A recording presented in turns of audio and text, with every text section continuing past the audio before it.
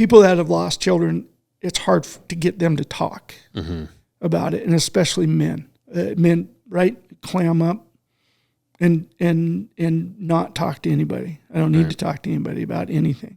Sure. I'm just going to go to work. Right. I'm just, or whatever. So the one thing that I guess I can't stress enough to people, and it doesn't matter, male, female, you need somebody or some people that you can talk to. Sure.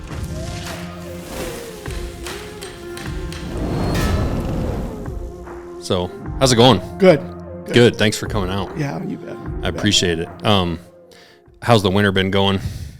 Oh, it's been all right. It's, I hate to say it sometimes, but we need some snow, Yeah. Hate to say that out loud, Same. You're not a big winter sport guy, right? I have been since I retired. Yeah. Cross country skiing, downhill. I've downhill skied for a long time. So, only been out once doing both of those this year, just lack of snow, but, it's going all right. I'm not a big winter sport guy though.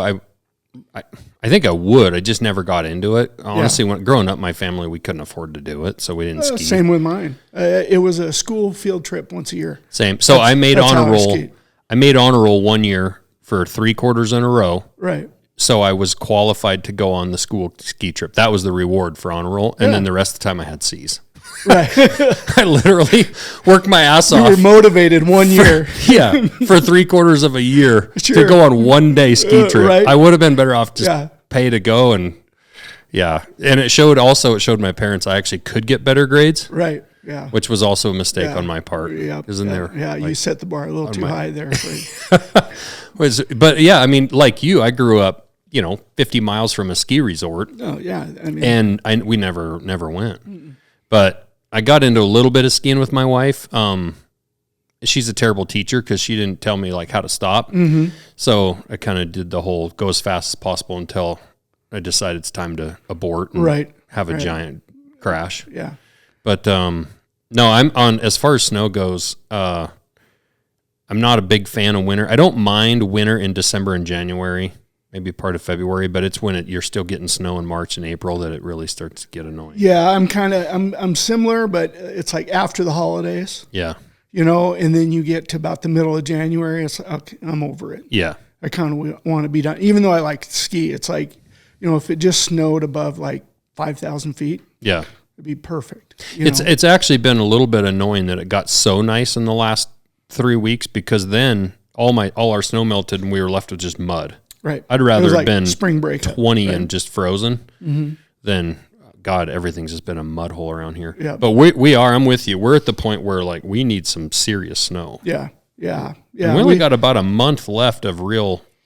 We tend to get some occasional big spring storms in like March or early April, but we're running out of time. And sometimes that's what puts the snowpack in those basins that they measure up where everybody wants to see them, So, I mean, it could still happen. Yeah. It was snowing at my house this morning. I know the fly fishing guides, people with the rivers are really worried because that's really that's what's going to keep your rivers open in August. And yeah, it's not everybody throws out, fire season, fire danger. It's the snowpack is the water in the lakes and the rivers and the streams. Yeah, that's the thing with the fire danger. What people don't understand, it's the rainstorm in July that matters. Yes. And August. The timing of all of that. Yeah. Right? You can have 300 inches of snow in February and still be burning alive in August. Yeah, 100%. Yeah. Speaking of where you grew up, you grew up in Fairfield, right? Or was it in Power? Yeah, I was, not Power, the Sun River Valley. So we lived in Sun River, Fort Shaw. Oh, you were down there. I went to school there, and then we moved to Fairfield, and okay. So kind of both. We lived there. My grandpa had a ranch in between Sims and Cascade, and so that's kind of, I spent a lot of my youth there. Yeah. In that Sun River Valley, and then we moved to Fairfield, and that's where I finished high school and all that kind of stuff. So I've wondered this for pretty much forever. What do you consider like Sims, Fairfield? Do you consider that central Montana? Do you consider it western Montana? It's not eastern Montana. It's sure the hell not east. But, it's kind of that, I think it's kind of that, I guess you could call it north central. Yeah. A little bit, I think it falls in that. It's interesting geographic area. Everybody on the west side of the divide considers anything past Rogers Pass the eastern Montana. The minute you go over the Continental Divide, you're in eastern Montana. Right? But you're still 3 hours. Don't realize that at Billings, from the middle of the state. At Billings, it's still 6 hours to get to North Dakota. So I don't consider Billings eastern Montana. I think the minute you get east of Billings, you're in eastern Montana. Because Lewistown's the exact center of the state. Correct. Yeah. So, and you're a long ways from Lewistown when you're in Fort Shaw. Yeah, you're still a long ways. It's a big ass state. Yeah, exactly. Yeah, exactly. What did your family do growing up? My grandpa on my mom's side had a ranch in between Sims and Cascade. That family, the Webb family, homesteaded the Birdtail, if you're familiar with that. Mm-hmm. That landmark out there. So that actually the homestead was right there. They owned the Birdtail. Oh, cool. So that side of the family was there. My dad's side was Dillon, Malad, Idaho, and Dillon is where they were at, ranchers. Okay. And then my dad did, ranching, farming. He sold real estate forever. He was a farmer's insurance agent right there in Fairfield for 30 years. So he kind of dabbled in a little bit of everything. For people that don't know, because most people that listen to this aren't from around here, that Fort Shaw, Sims, Fairfield area, that's the stuff. Those are like the pictures you see Charlie Russell paintings of, like 100%. The buttes, the big flat top buttes. I grew up looking at that. I mean, it was just Square part of the everyday landscape that you looked at every day. Yeah, those it's pretty flat country-ish, and then Square Butte and Shaw Butte and Crown Butte. Yep. Mm-hmm. And then all of a sudden you're driving along and there's just giant butte, and that's the stories of all the buffalo jumps, the Indians running buffalo off of them. Everybody's kind of familiar with that buffalo jump out of Ulm, between Great Falls and Cascade over on that side. But there are other buffalo jumps that exist on private ground in that area, Crown Butte, Birdtail, around all over the state, really. And that part. That would have been the area that Lewis and Clark actually came back through when they were coming west to east. Yep. Just really cool country. Can you imagine? I think of all the time, like we used to drive to Great Falls a lot. So I grew up in Lincoln, which is just on the other side of the pass in western Montana. But you drive out across that, and I can't imagine. I actually just listened to that book, The Undaunted Courage, about the Lewis and Clark journals and stuff, and they talk about the amount of buffalo in that area, and just imagine seeing that country. Amount of everything in with that nothing. Area. It was bears, elk, everything. It was the most bountiful piece of the world, maybe. Yeah, definitely in the state of Montana. What ended up being the state of Montana, right? So if you've ever read the Lewis and Clark journals, and they talk about coming through there and the herds they saw, and and dealing with grizzly bears, White Bear Island in Great Falls, right there in Missouri, is named. They got that name from the Lewis and Clark in the journals, and dealing. They called the grizzlies the white bear, because the silver tipped and. And that kind of stuff. So, it's amazing. And then you hear stories now. When I was a kid growing up over there, you never heard of grizzlies running around out there. Right. I remember somebody had a black bear under their porch out in Greenfield one time, and the Fish and Game had to go trap it and tranquilize it and get it out of there. And that was kind of a big deal. Yeah. And now, you see videos of 6 or 7 grizzlies just cruising out in that country, but historically, that's where they were at. Yeah, for sure. Well, and that's where the food was. That's where the game was. Yeah. It's really cool country. So what you played sports during high school? Mm-hmm. What did high school look like? You went to Fairfield? I spent my freshman and sophomore year in Sims. Okay. And then junior and senior year in Fairfield. So what made you switch football, from basketball, Sims to Fairfield? Dad bought that farmer's insurance office. Okay. There, that agency there from, I can't remember the guy's name now.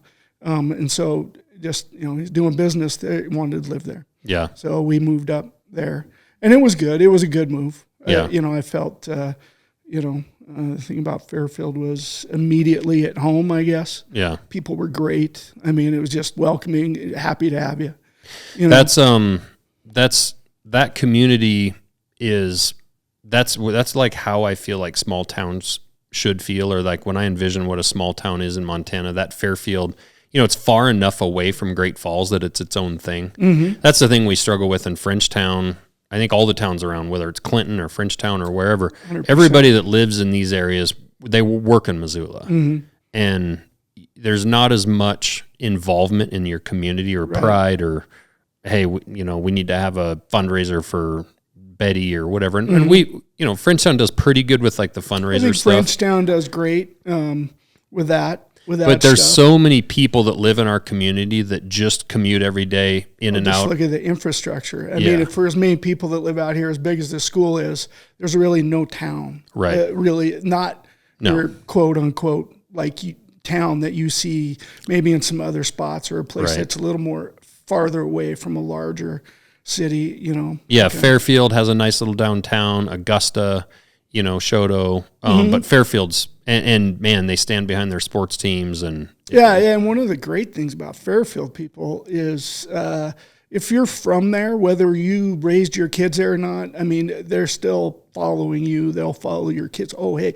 this is so-and-so's kid he was from Fairfield. And there's still some people that will kind of have that pride. That pride. Yeah, exactly. Yeah, it's a really cool place. And so you went to school kind of with my ex-wife, right, with Jody, and really with her brother. You guys, they had moved. They had moved basically when I was a senior. Towards that's when they moved over from Power to Fairfield. So were you and Josh in the same class? We were not. He was a class. He was behind me 1 year. Okay. So, and that's how I first met him. And then, Josh and I just, we hit it off. Do you want to tell You want to tell him stories that the world probably shouldn't know about? Well, yeah, I just say, it's a good thing there wasn't social media when we were, 17, 18 through about 21. It's there's just some things that people don't need to know. Yeah, I feel bad for kids these days because you got to be dialed in. Yeah. Or else everyone's going to know. Some of the stuff we did, as you get older, it's kind of like, I'm kind of, that's kind of embarrassing. I don't think I want to tell anybody what we did, But then you get together with your friends and you laugh about it. You laugh and give each other crap and, and that kind of stuff. You laugh it off because we survived it. Right. But, yeah. You guys, some of it wasn't cool. Well, that's what I think is like definitely a difference between today as a kid and back then. Like, it's funny with people shit on kids these days, but the amount of responsibility that they have with social media and phones and the access to everything on their phone that they want to look at. Mm-hmm. I mean, think about how hard it was to see boobs when you were 16. Right. I mean, God, you had to really. There was some VHS movies that got wore out, getting rewound so you could see them again. Yeah, or an uncle with a Playboy or something. Yeah, right. I remember my dad brought home a satellite dish. We got a satellite dish, one of the great great big ones, and you 10 had 10 feet across. Yeah, you had to put in the coordinates and it would move to whatever satellite, and that kind of stuff. That was an amazing thing when you were a teenager to have that option. It brings you back when you're driving through one of those towns. They're all over Lincoln. You're driving through and they're still standing in people's yards. Right. I mean, I can't believe they haven't taken them down. Right. Well, I think some of it was, we paid that kind of money for them back then. Oh, and they were so expensive. Yeah, you weren't going to get rid of it. No. Right? Yeah. No, I spent $7,000 on that thing. Yeah, I don't remember what the price was, but they were expensive. Yeah. It was a big deal. Yeah, it was a big deal. But if you were in the middle of nowhere, which that's kind of what, Fairfield was, especially back then and whatnot, that was your connection to the rest of the world, More than two channels or one channel. Yeah, I think we got 3. Yeah. 2 out of Great Falls, and sometimes you could make out the one out of Helena once in a while,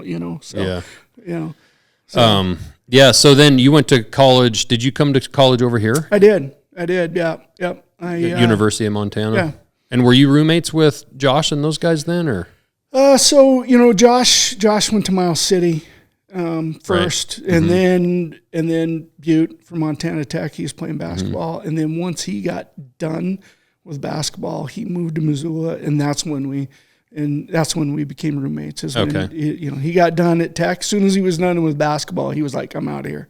Right. So he transferred here, and we were roommates for a couple of years. What did you major in college besides drinking beer? Yeah, right. I mean, it was on quarters then. It wasn't semesters. It was a quarter system back then. And I did okay my freshman year living in the dorms, although, you could do a whole podcast on living in the dorms in the 80s, that first quarter living off campus, my second year at school. Derailed.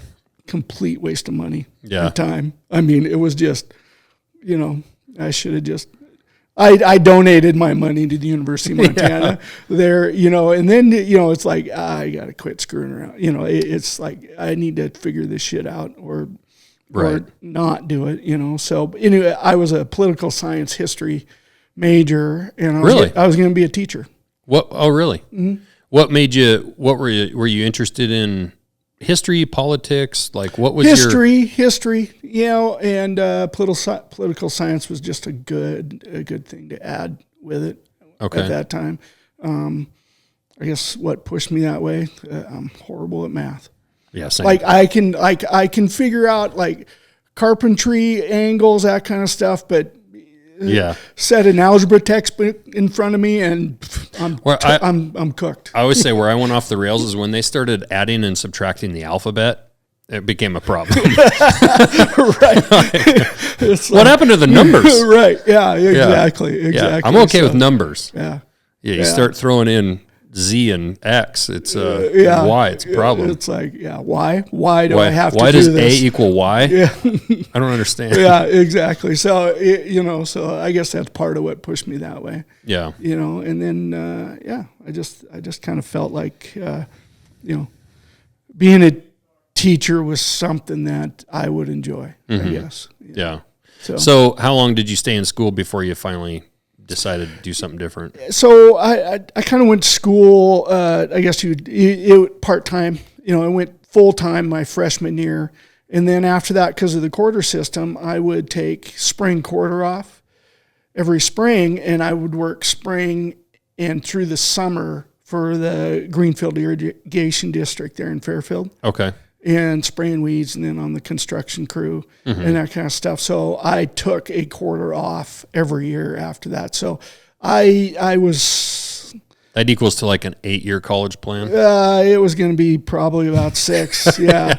But it was one of those, I was trying not to borrow a lot of money. No, and it's smart if you can do that, yeah. It was a good job. I liked it, liked the crew there and all, and everybody that used to be there back in that day and that stuff. So it, kept going back, and it was just kind of a no-brainer. It's like, I'll take spring off and go work, and then come back to school and just do school. I didn't really work while I was in school. I had a couple little jobs here and there, but so I tried doing that.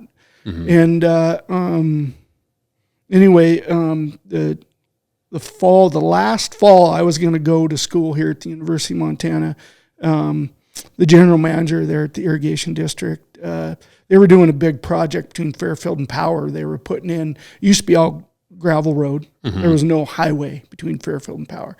So, and of course it's all mile grid, intersections and that stuff. So they were, putting in the highway and rounding corners and all that stuff. So it was a lot of work for the irrigation district, moving ditches and crossings and everything that goes with it and that kind of stuff. So he came to me, he was like, we got a lot of work. He goes, you want to stay and work this fall and, and not go to school? And I'm like, sure, you bet. I'll stay and make more money, and basically we got in, back then, a quarter, The fall quarter always started in September, somewhere around like the beginning of the third week of September.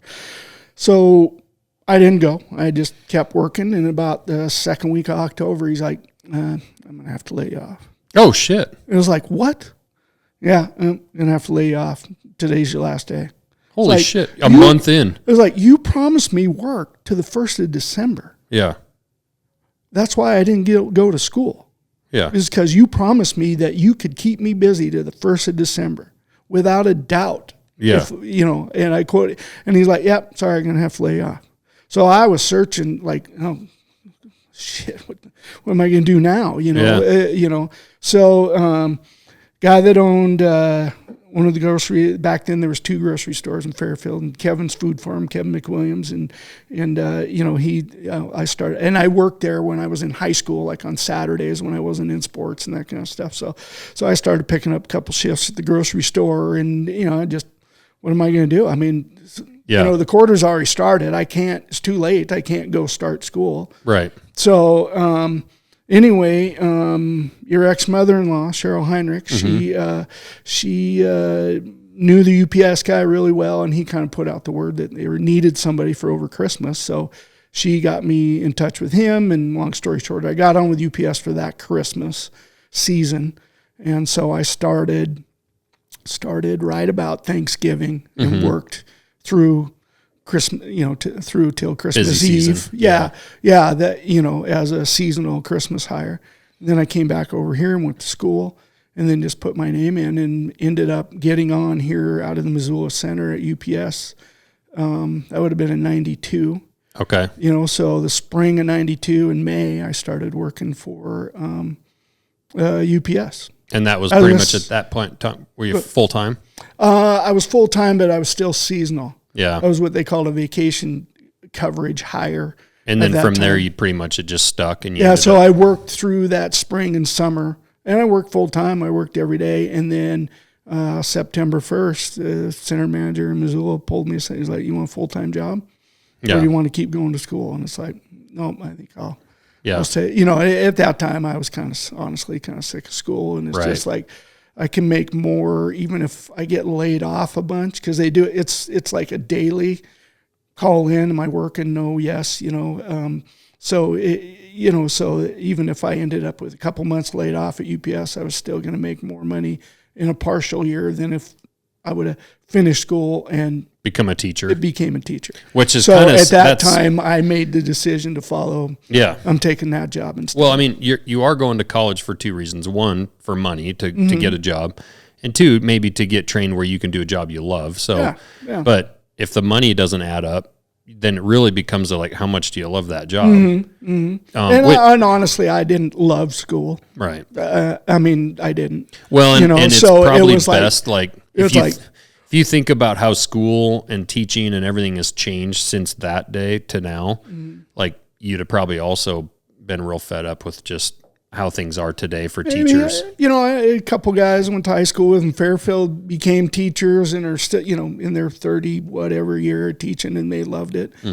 So I think it can be a great and obviously rewarding, way to go career. It's unfortunate though. We do see a lot of people making the same decision you made then. They're still making that today, where they would make great teachers. They'd be great people to have around our young people.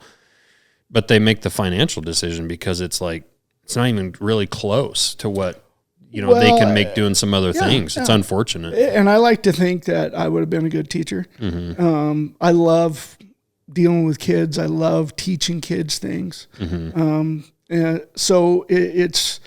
But I made that decision, and honestly, working for UPS for 29 years, almost completely eliminated me from helping coaching kids' teams. Right. And it was hard to just get to the game, let alone, I can't commit to a 5:00 practice every night. Right. Or 3 nights a week, because I might be working till 8:00. And I don't know from day to day how long I'm going to end up working. So, unfortunately, it kind of comes with a cost. Took me out of there. It definitely, that was the cost. Talk about that for a little bit about, I think we tend to take a lot of professions for granted that we see that you just drive by every day on the road or whatever. But like the profession of a UPS driver, and what it's like today and the hours those guys put in. Sure. And the sacrifice, like, for family time and stuff that is. Because I don't think a lot of people really understand how busy and how long those hours are, especially we've moved to a society now with online ordering that didn't exist in 92. Nope. You know, so, not. I mean. It did not. So as things change, things stay the same. UPS is a numbers company. They know how to make the numbers work for themselves. You know, so that's why, like I made reference, it's a daily thing. When you're on the bottom of seniority, it's union, so everything is seniority based. So when you're on the bottom list, you're the new person working there. You know, there's day you call in, nope, nothing for you today. You're laid off. You call in the next day, nope, nothing for you, lay off. And then the next day, yep, come on in, and you work a 12-hour day. And then you might not work for another, 4 working days. And then you might work, but it always gets to the point because especially this area, Western Montana, Missoula, the growth that has happened since, I first started for UPS in 91, got on full-time permanent in 92. The growth that has happened in this area, is, you go by and, and it's like, oh, that used to be a nice alfalfa field. And, it's full all of that houses. stuff off Expressway, it's all houses. And that used to be a beautiful alfalfa field out there. So you see all the changes and that kind of stuff that way. UPS was on the cutting edge of technology and innovation in the industry. They're the ones that funded and created all sorts of different, when everything we know right now today, the tracking, the GPS they use, all that kind of stuff. Back in the day, it was, you had to figure shit out for yourself. Yeah. I mean, they went out and trained you. Don't get me wrong. I mean, there was a lot of training and that stuff, but it was literally maps. It was talking to, I'm going to, you're on vacation next week. I'm doing your route, a couple minutes, can I, you go over things, you get directions, you get, maybe some helpful maps or notes, and then they used to have card catalogs, just like the library had. Yeah. They had a card catalog in all the permanent routes, and the drivers were supposed to make notes and leave them in there for the coverage drivers and that kind of stuff. So you left, no cell phones. Yep. Right. And it's like, you had to kind of cowboy up and figure some shit out. Yep. You got stuff. You break down the middle of nowhere. Our UPS driver in Lincoln, Mark, I mean, he was our UPS driver when I was in high school, and he's still delivering today. He's still doing it. But back then, like you say, we didn't have cell service in Lincoln until around 2000. Right. So that entire time, you break down a Stemple Pass road somewhere, like you gotta stick your thumb out or figure it out. You had to figure it out, and you learned still really packages quick deliver. what the capabilities of your vehicle were, and kind of look at a road and look up and go, can I make it? No, I know. There's no way I couldn't go down. Or sometimes it looked good and you get around a corner, you're like, oh, yeah. Oh shit. Screwed now. And now you're backing a mile backwards out because, or you got stuck, or, I mean, it was just chaining up. Yeah. Yeah. I mean, back then, it was things like, all right, there's no numbers up. I'm not quite sure where I'm at. Cause you always you don't have your own route when you start out, so you're always a coverage driver and you're doing, back then, I mean, I remember, you're opening mailboxes looking for mail. I was opening vehicles looking for a registration to see if there's a name and an address on it, to see if I'm in the right spot. Now, that'll make you pretty nervous. Yes, that'll make you pretty damn nervous but I mean, it's one of those things where it was like, okay, I am in the right spot or I'm not. But you had to figure out which way the numbers went on a road. Well, you had to figure out where each road and street kind of came into play. So you had to be good at figuring out the puzzle every day. You had to figure out how to organize yourself and how to be efficient. And you had to prove that to get the job. Sure. Back then. And you could be perfect for 30 days of qualifying, and they would still sit up in the office and argue about whether they liked you well enough to give you the job. Yeah. Now it's a little different. It's a little kinder, a little gentler, but And GPS. I mean, drivers don't need to know and do the stuff that we did. I do think though that these days, like from talking to like our current drivers, like with that technology and stuff comes also higher expectations. So the amount of packages you deliver a day, the amount of places you have to go to, and you see how many hours these guys are working like during that Christmas season. That's what I think a lot of people don't realize, especially some of these more rural routes, just how long hours you guys as drivers put in. Yeah, and everybody likes to do that. Oh, I bet you'll be glad when Christmas is over. But the one thing that most of the public doesn't know is that it's forced overtime year-round, every day.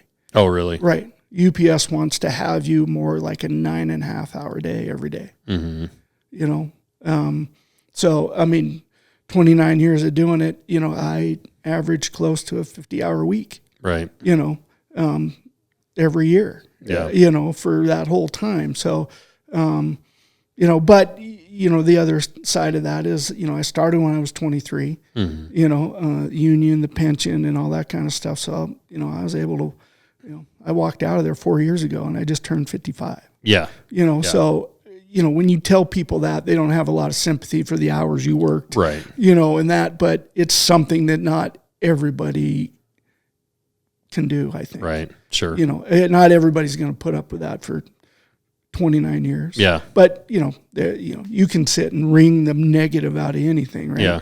The positive is, they paid you a good wage. You had great benefits, actually, and a pension. I mean, who's got a pension anymore? Right. I mean, they're hard to find. Yeah, no, for sure. I mean, when I got hired on at Northwestern Energy at the power company, they had just gotten rid of it, the contract before. So when I got hired, I didn't have one. Mm-hmm. And I almost actually, back then I was like, we'd give all the guys shit about, you bastards voted that out and now we don't get it, right?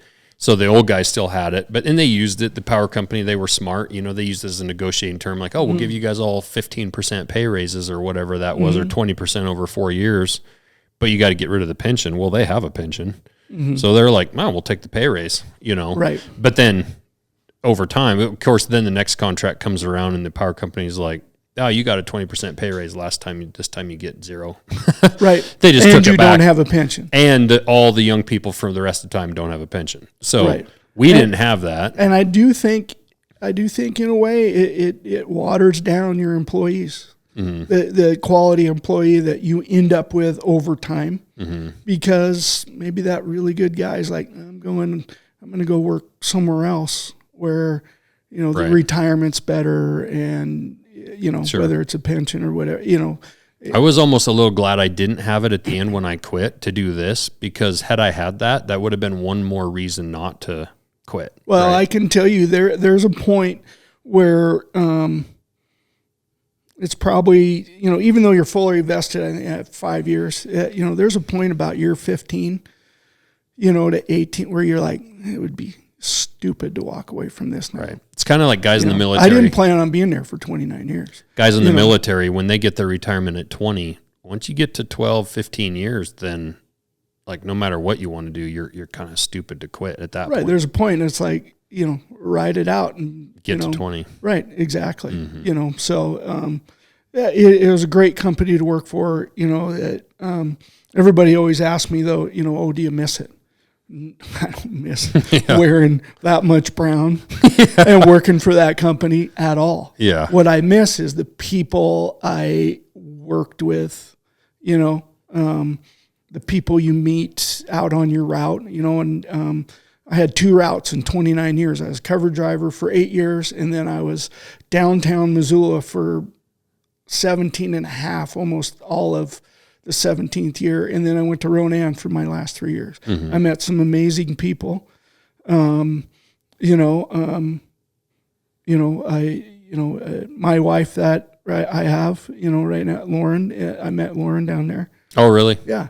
Downtown. So I mean, it's the people you meet. Mm-hmm. And you become friends with and you see every day and that stuff, that's where the satisfaction comes from. Well, that's like knowing Mark. With that job. That's like me still knowing Mark from Lincoln. Yeah, like, absolutely. I mean, everybody's like, and it gets to the point where when he brings packages, damn near just walks in the house. Mm-hmm. It's like, mm-hmm.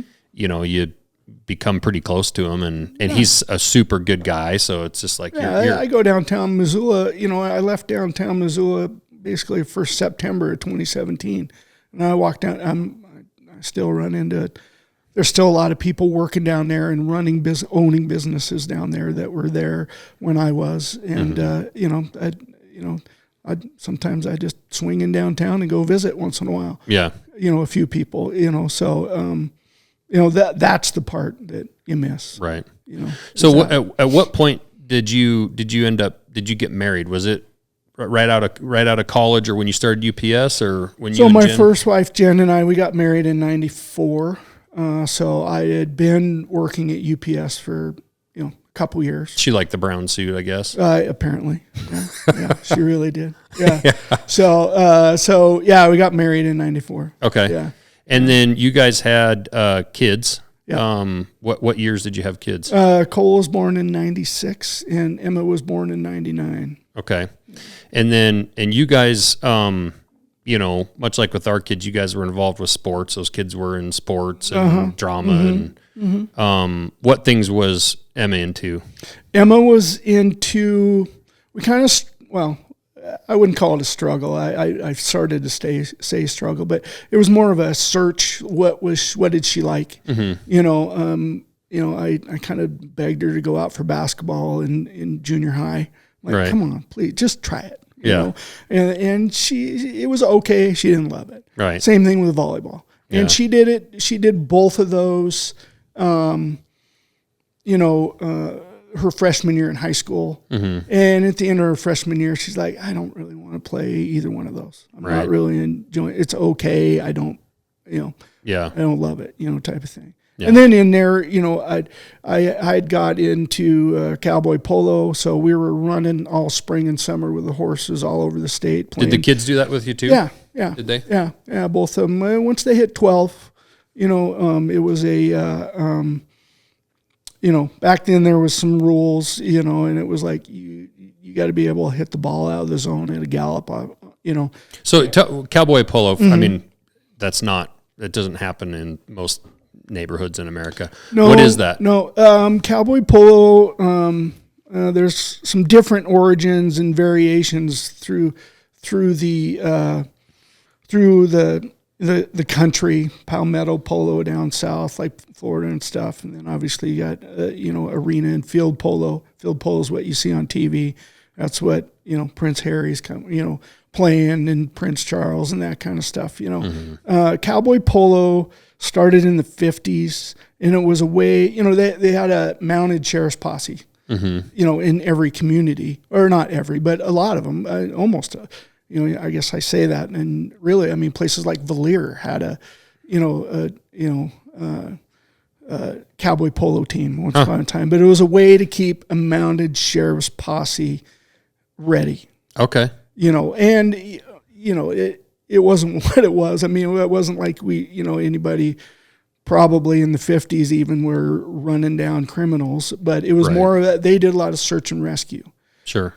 So it was a game kind of that they came up with that was to keep those horses and those riders ready. So it's somewhat like soccer with horses, kind of, or it's kind of a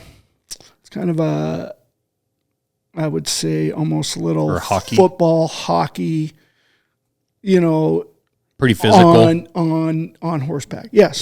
Yeah. It is. When it's played at the high level, it is a physical game. Mm-hmm. Just like a pickup man in the rodeo, if you ever look under their chaps, they got pads. Yep. Because they, you collide with those bucking horses and all that kind of stuff. Mm-hmm. So we wear pads. Okay. Because of the collisions. Hitting knees, one of the most painful things that you can do, but, I mean, you can't helicopter swing over the top of your horse or somebody else, and you can't T-bone anybody. Yeah. And obviously you can't hit somebody else's horse on purpose or anything like that. But for the most part, like collisions were, as long as it wasn't a 90, right, as long as it is a 45. You're basically redirecting someone. Yes. And hit, and your horse goes stumbling. I mean, horses go down. I mean, that kind of stuff. But so it's a lot of. So you got to really be able to ride. Field polo is all forward, really, for the most part. You watch it on TV, you'll see them, and they'll turn around. They'll have a little kind of, I don't know, scrum, yeah. right, and then somebody hits it, and it's all forward motion. And there's rules for safety. You just can't cut somebody off. And that cowboy polo is you can cut people off, you can slam them, you can push them away from the ball so you can get it. You can bounce the ball off the fence and turn and go get it. And, you're playing angles, a lot of times like, okay, I can't make it, and you bounce it off the fence and into the next zone to your player. Yeah. So. Like hockey. Yeah. Yes. Yeah. You're playing off the boards in hockey, right? Yep. You're playing off the fence in cowboy polo. It's basically an outdoor arena split into 5 zones, and there's 5 riders from your team, 1 in each zone, and there are 5 riders and 1 in each zone on the other team. So you've got, guard end, you got a forward end where you're scoring, you got a center end. Center zone's a little bit bigger than the other zone. So anyway, really got into that. One of my best friends, met him at UPS. He used to be a UPS man, and he's the one that got me into it. And it's just great, good fun to, and we, traveled all over the state, and kids, camp out at the arenas, and a lot like a rodeo feel. Oh yeah, absolutely, 100%. Back behind the chutes. 100%. So it was what I was exposed to. I was looking for something, to do with my horses. Well, that's the hardest thing of having horses kind of over where we live. Like, there's not a lot of big ranch stuff happening over here. There's some. No, if you happen to know somebody and they're still using horses, you get to go. Yeah, do that. Pretty limited, and for most people, you don't really have. Unfortunately, around here, it is. So, in order to not have a horse just standing there, burning hay all the time, people do that. They do emoxies. There's some things that people can do because otherwise you just kind of a trail riding thing, and that's a whole. What you're talking about. It's going to force your horse to be at a whole nother level. Well, just everything that your horse is exposed to at an arena, whether you're a barrel racer or a moxie or your team roper or whatever. I mean, there's a lot of, the parking lots, right. A lot of activity. That's good for your horses. Going in and out of the arena, dealing with other teams leaving and you're trying to go in for the next game. I mean, that's part of it. And then just people's dogs, mallets swinging around, right? And balls zipping around and hitting them and hitting you, and horses running at them and, running with other horses. Cowboy polo makes a damn good horse, a damn good all around horse. Sure. And that's one of the best things. And a damn good rider. Yeah, you do have to be able to ride, or you're just going to be, in the dirt. And there is a rule in cowboy polo. If you hit the dirt, you have to buy a case of beer. Really? Yeah. Yeah, that's a real thing. I'm sure. Yeah. I'd just bring a trunk load of beer at that point. Right. Yeah. Myself. Yeah. So, it was just a good family, fun. It was a great group of people around the state and that stuff. And it was nationwide. And there's still pockets in like Colorado, Texas, like here, but it's just become so hard to keep horses for people and to have the room and, there's. Well, and one of the things polo didn't do in the state of Montana was, they didn't chase the money. Yeah. And people are interested. I want to go to team penning. I want to go to team roping, and I want to try to win a saddle. I want to try to win. Right. We had year-end awards. So you got, your horse could be the, horse of the year, most valuable horse of the year. You could be the most valuable player of the year at the end. And you might get a buckle or a coat, we got something, but there wasn't a purse. There wasn't a saddle. And people like to go win a jackpot, right? Whether it's barrel racing or team penning or whatever. And so that kind of kept some people from getting into it. Well, I'm already into team penning and it's like, it's like kind of that, you got to be that person where you're just after, I want I want to make a good horse, you know, and, you know, self-satisfaction, I guess, you know, just chasing the money, so to speak. And there's other issues, I think, that, you know, along the way, but, that in my mind, that's one of them. Yeah. But, you know, it's, there used to be national tournaments before I started playing, before I even knew about it, you know, so, you know, there's still some places around the country here and there that some people are playing it, you know, but like here, I mean, you're struggling with membership and in the state and that kind of stuff. And then, you know, pandemic hits and nobody goes. And then, you know, you get the wrong family that, you know, gets old and retires, or their horse get old, and I'm old enough, I'm not going to start another horse, and you know, drop out, you know, and that kind of stuff. There's you know, there's always been some of that, I guess. Well, and like I say, the cost of owning those livestock, the cost of fuel hauling the animals around, the cost of hotel rooms. I mean, just all that stuff. Competing in any of that, whether it doesn't matter what discipline it is. Yeah, it's expensive. Yeah, the cost of hay. I mean, isn't that ridiculous? Yeah, I mean it's literally driven a lot of people out of it, just that alone. It's like, well, it is a hobby, and at a certain point, hobbies, you know, you got to weigh the, you know, benefit of it versus what you can afford to do. So, but that was something that we did as a family. And then Cole, your son, he was into sports big time. He was the prototypical, prototypical sport I mean, kid. we hit back in his age group. Really, the earliest, say, like AAU basketball was like, there was, you know, like fourth grade. There's some fourth graders playing with some fifth grade teams, you know, and that stuff. So we started in fifth grade.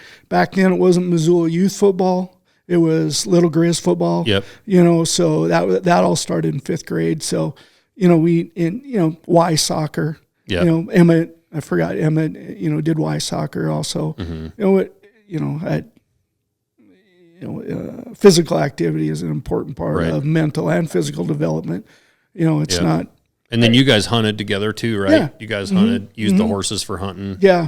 That was the other thing with, I mean, a lot of people listening to this, you're a pretty big hunter. You guys pack camp in. Yeah. Totally. You know, it's, you know, oh, have you been in the Bob? Yeah.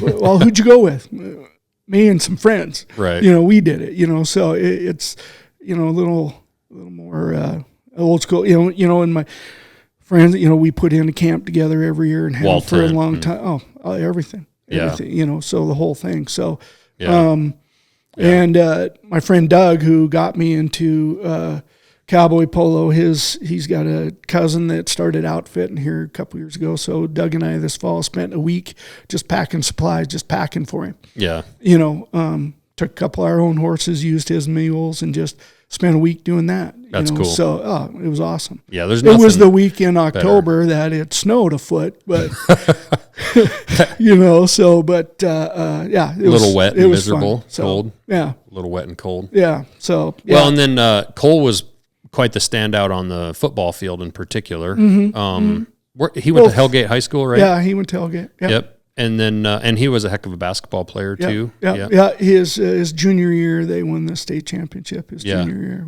which is Trace Tinkle was a sophomore then. Okay. You know, and then he ended up was he on scholarship for the Grizz? Yep. For football. Yep. What position was he?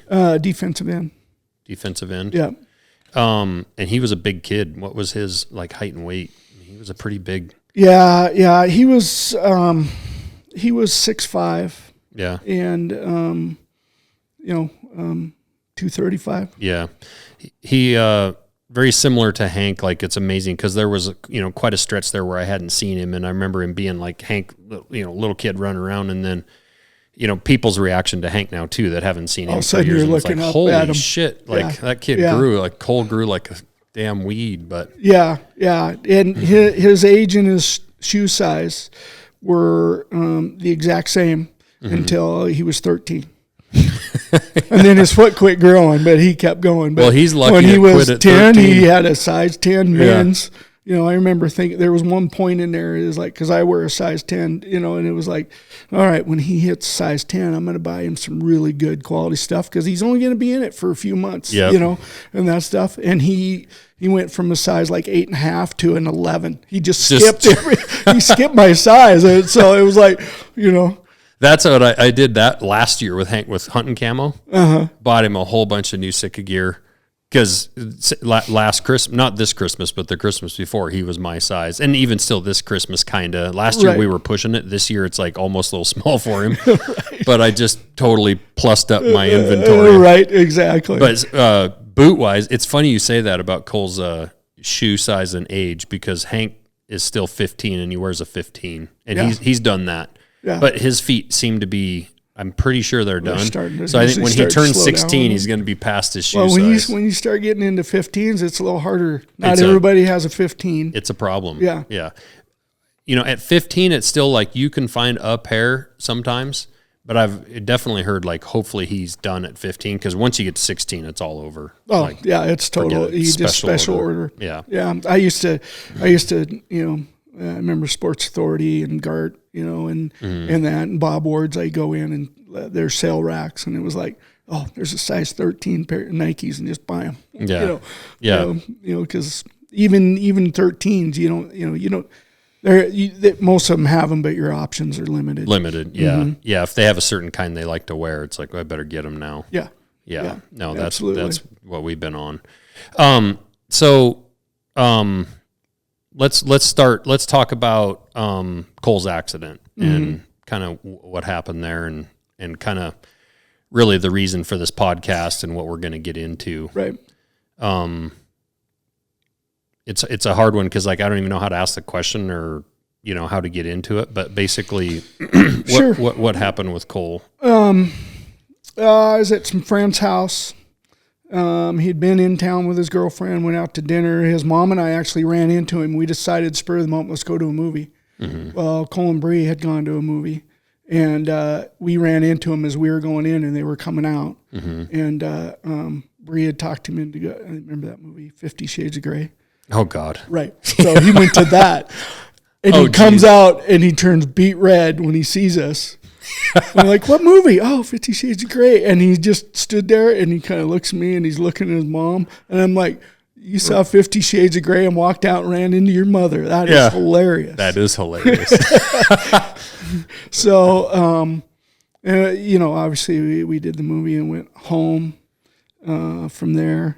We didn't do that movie. We did another one. I don't even remember what it was now. But it wasn't 50 Shades of Grey, I can tell you that. But Emma was somewhere with friends or something like that. Anyway, they'd gone out to dinner afterwards and that, and then they, just quiet, just to, it was like, I think there was 5 of them went to a friend's house, and they were just, they had a couple beers, and they were just laying low and just hanging out and that kind of stuff. And anyway, Zach had a new rifle. Cole and Bree were in his room, and he just had the rifle in the corner or something like that. And he grabbed the rifle and was just basically fucking around with it.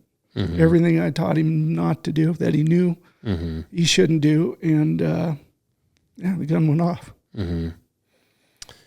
Yeah. Like you say, it's I know, like I know how Cole was raised all the way along. I knew the things that you taught him, like to your point, like he definitely knew better. I mean, he had had all the correct for people listening. The reason I'm saying this is like, this can happen to anybody, because I feel like you parented your kids very, very similar to how I parent my kids. And like, you teach them all the safety rules. This isn't a kid that grew up without guns. He had guns, in the safety part of it. I had a cousin that died in a gun accident when he was 16, I was 14. So when I started teaching my kids, and then obviously they went through hunter safety courses and all that stuff, so, but when I taught, it wasn't, I had like safety was at the utmost importance, that was my number one concern. And point of emphasis always was, couldn't even get that word out, but that's all right. And it's a direct relation to losing my cousin at a young age. God,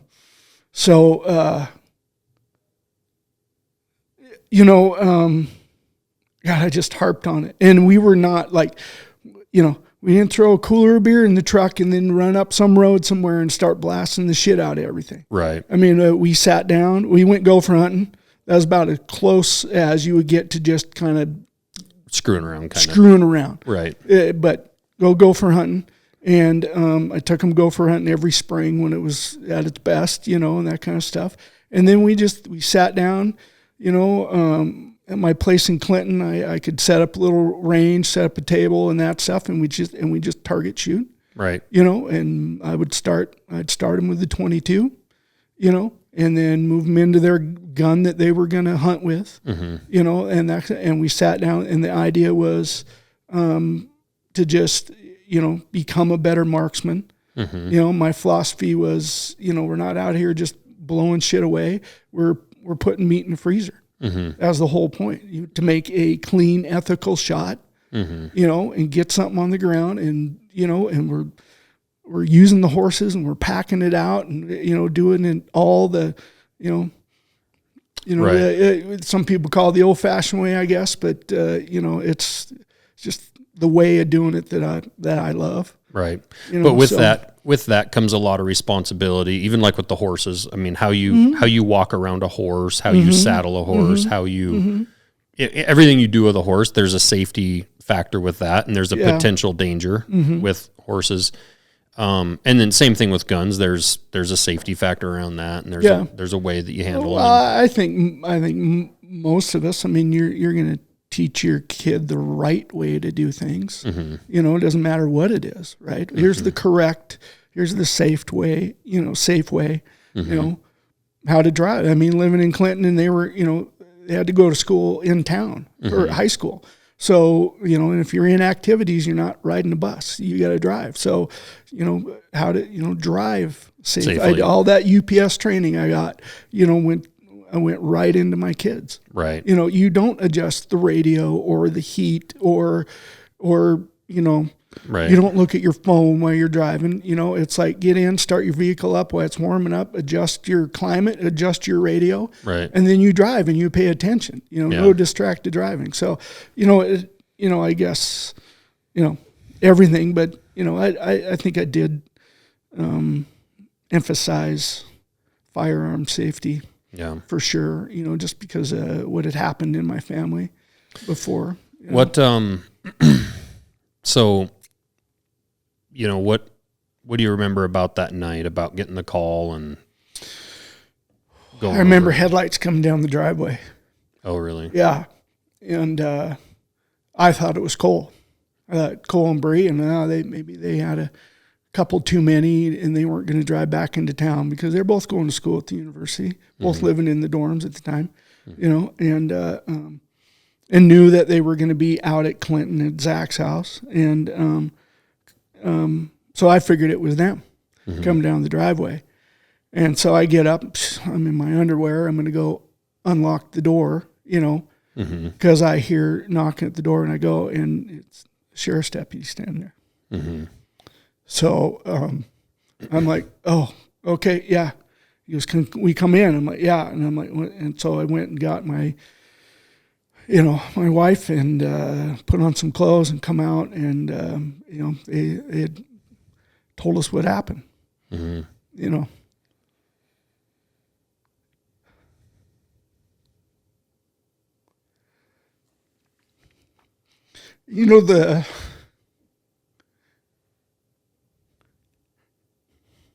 Sorry.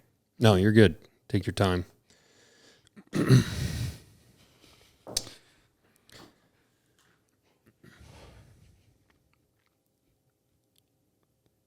thing that still sticks with me that I remember the most about that moment was Emma woke up and, because she could hear people talking. Mm-hmm. And she wakes up and comes down the hall. Right at the time he told us that Cole was dead. And she just screamed. Yeah.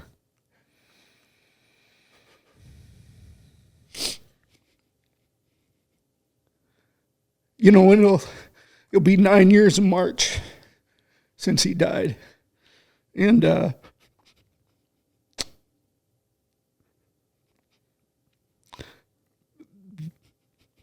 her screaming still wakes me up. Yeah.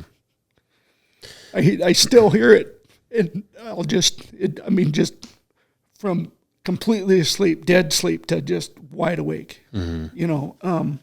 It's just one of those things where, it just replays. Yeah. All the time for me. So, and it doesn't happen every day. It doesn't happen every night. Yeah. But as we get into, like I said, it'll be 9 years in March 15th. Well, his birthday is February 18th. Mm-hmm. So as you start anticipating, these things, I find, the occurrence of those replays mm-hmm. happen a little bit more. Mm-hmm. Yeah. And I'm going to jump a little bit ahead and then back here, but sure. The reason it's frankly, it's taken 9 years. I mean, you probably would have never been in a place to talk about this in the past 9 years, really. But the reason we're doing this is because, I in particular, we have a friend in the hunting industry who just lost a daughter. Mm-hmm. She's 18 years old, and different circumstances than Cole's. But, I have cousins. I have a cousin that lost his son at 6 years old in a tragic accident here a couple of years ago. Yeah. And you don't hear podcasts about this stuff, right? You don't hear about people talk about losing a child. And someone like myself, and I think a lot of people probably listening to this, you do end up talking to those people, and you don't feel like you're capable or equipped to help answer or respond to whatever's being said. And I think as we go through some of this, yes, yeah, sure. Like me, if I'm talking to my friend Isaac, it's hard to, like, how even in, you want to be helpful, you want to say the right thing, you also don't want to say the wrong thing. I think for sure every situation's different, because the person you're talking to on the other end of the line probably deals with this all in different ways and whatnot. But there's very little out there. There's two people really listening to this. There's people who have lost children that are maybe dealing with it really freshly, and then there's mm-hmm. people who maybe have friends that have lost children or will, and you're going to find yourself on a phone call or in person trying to figure out how to console that person or offer some kind of advice, I guess, as far as like trying to console and offer, what are you going to say? What the hell can you say? Mm-hmm. There's nothing anybody can say. I don't know what to say, mm-hmm. But what I will say is the fact that you say something. It doesn't matter what you say, and you don't even really need to say anything. That you just, see them on the street, you come up, shake their, how you doing? Maybe a arm around the shoulder, a hug, and I still remember. I'll never forget the first time I saw you after the funeral, and it had been some time. I don't remember exactly how long or whatever. It had been a while, but the first time I saw you, you were delivering packages downtown Missoula, mm-hmm. and I was working down there, and you walk around the corner or whatever I did, and like, there you are. Yeah. And I still remember to this day, like, I wasn't prepared for that moment, and I don't think I could have been anyway, but I didn't know what to say. I mean, we just gave each other a huge hug. Yeah. And when I look back on that time, number one, there's whole gaps of time that are gone. I mean, talk about being in a fog. It's a struggle to get yourself up. It's a struggle to do ordinary daily tasks. That, like I said, there's huge gaps of time that I was gone. Right. I don't remember. But there are a few things that I do remember. And, and that's, that's the people that, you're not looking for a grand gesture, right? Sometimes sometimes it's no words. It's a quick hug. I'm glad I saw you. You both got to go your own way because you're in the middle of something, like me and you. We're both working. Yeah. I mean, there's not time to sit there for hours and talk about things, right? And so obviously the people that made the effort to even just say hi, right? And I will say, I'd been working downtown Missoula for 15 years at that point. I mean, I would get work calls on a Sunday on my cell phone. Is this UPS? Well, kinda. It's my cell phone. What do you need? Right. Type of thing. I say that with the idea that, people knew who I was. Yes. Right. A lot of people.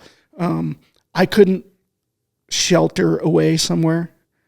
I couldn't hide from not conflict. I couldn't hide from interaction with people. Right. Right. I was forced. I mean, I went back to work and I'm walking in businesses. I'm walking down the sidewalk. Well, and I was forced. Cole was what, 92, number 92? Yeah.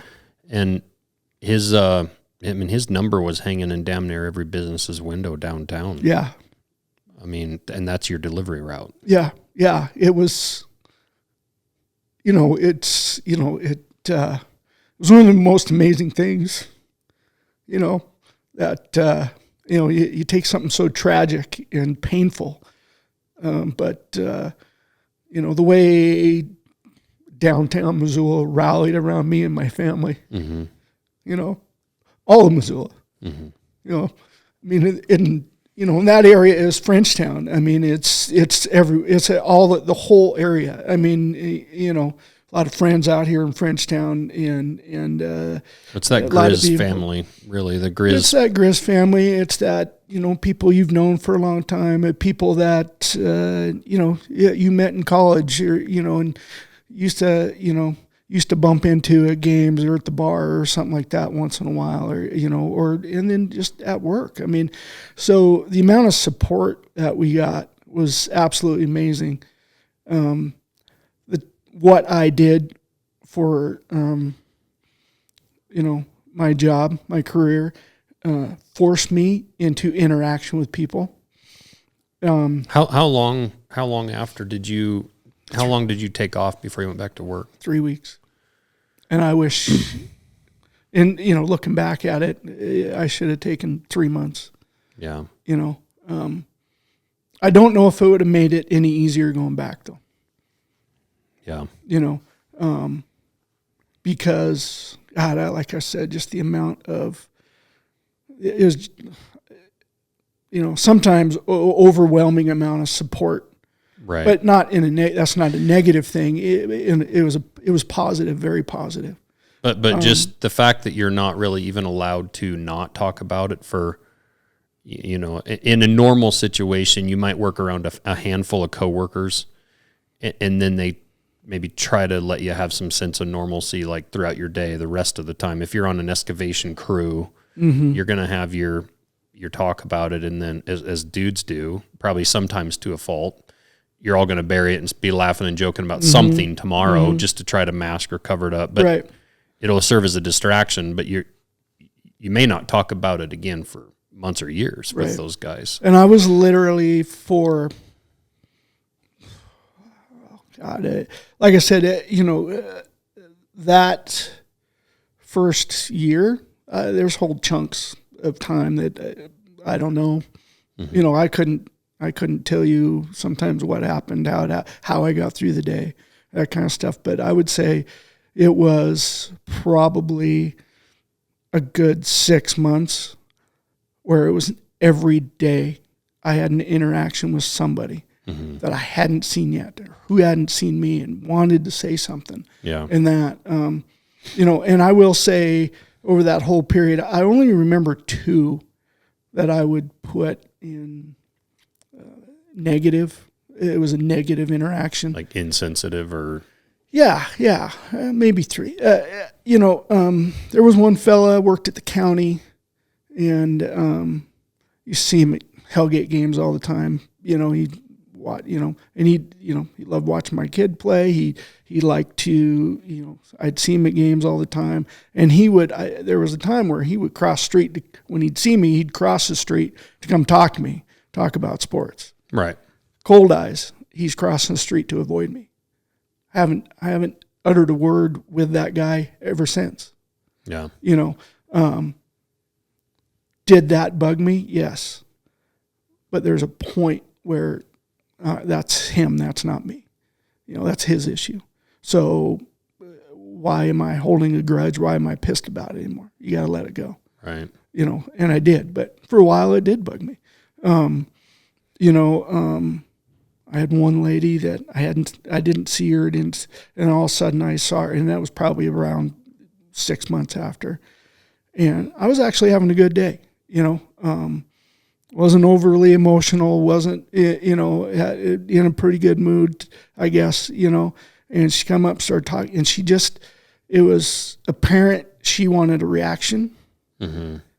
And she just kept going and going and going and just wouldn't let it, just kept hammering on me, I guess, that's pretty much what it was. That's how I felt anyway at the time.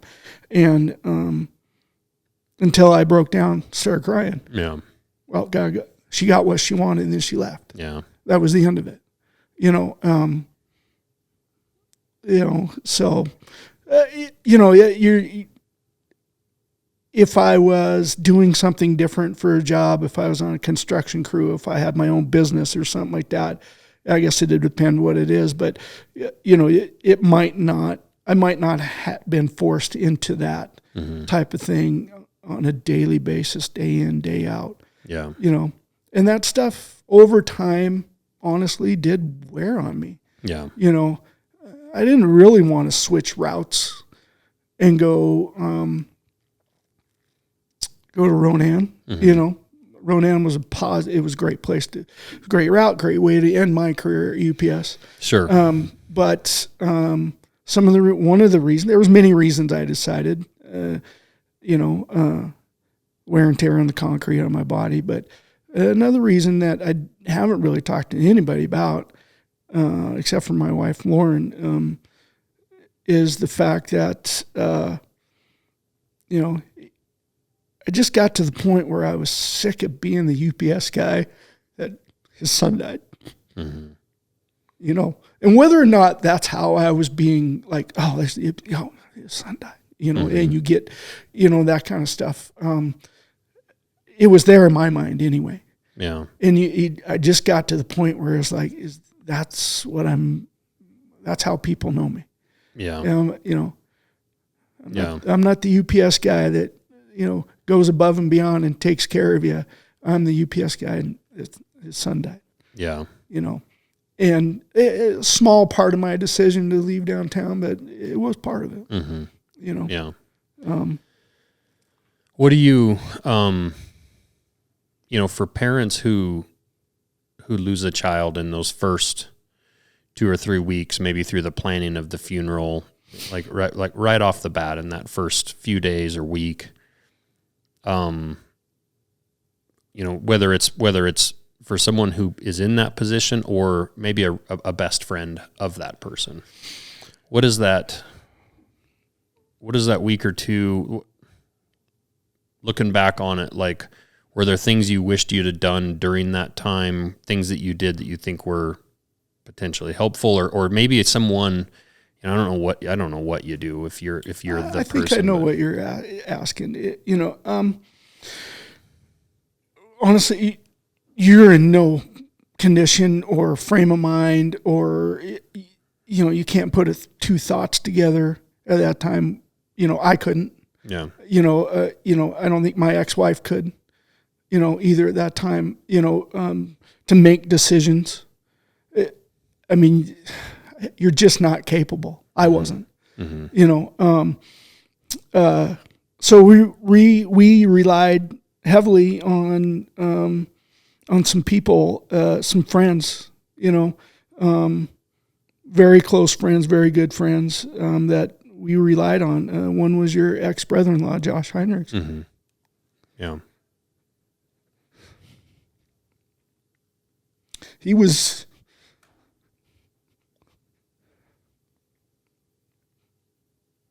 well, him, and his wife Billy were amazing. We definitely couldn't have got through any of it without him. Mm-hmm. The other one I would say would be my sister. Mm-hmm. So they really just kind of, took care of stuff. And so it was like, okay, we're, and just like, you're going here, you're going there, here's what's happening, what do you want? Oh God, I don't know. Give me some options, right. And just, here's what needs, I remember that time for them also being incredibly difficult because they're also hurting in a really bad way. I mean, they loved Cole. Cole was the same basically age as, or close to the same age as, Jake and Emily. Well, they were there when he was born. Right. Yeah. Literally. They were there. Yeah. They had something happen to you and Jen. They were probably the ones who would have taken him most likely. Yeah. So while they're helping do that, they're also, mourning themselves. Yeah. Right. Mm-hmm. And that's just the strength and testament to true friendship. Mm-hmm. Yeah. So, but my sister and Josh, they stepped up. Yeah. Stepped up. And like I said, but a lot of people did. I don't want to say they're the only two. Sure. But a lot of people did. The university did. When you have the funeral in the stadium, they had it right and the whole team's there in their jerseys. Right at midfield. Yeah. That was amazing. That was amazing. That was the unfortunately the saddest funeral I've ever been to, but also probably the most amazing, if that makes any sense, just from the outpouring of support and love for him. I spoke. It wasn't planned, and it was kind of that. It's like, if you want to, mm-hmm.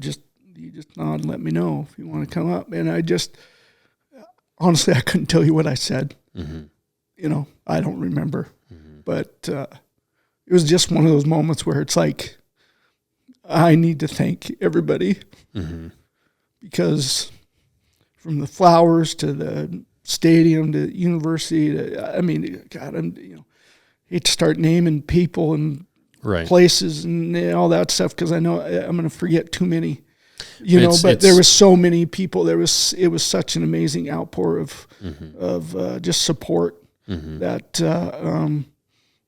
really overwhelming. Mm-hmm. When I sit and think about it and go back on it, it was like, it was just absolutely, I almost feel a little guilty sometimes, because I know there's families out there that don't get a tenth of that kind of support. Mm-hmm.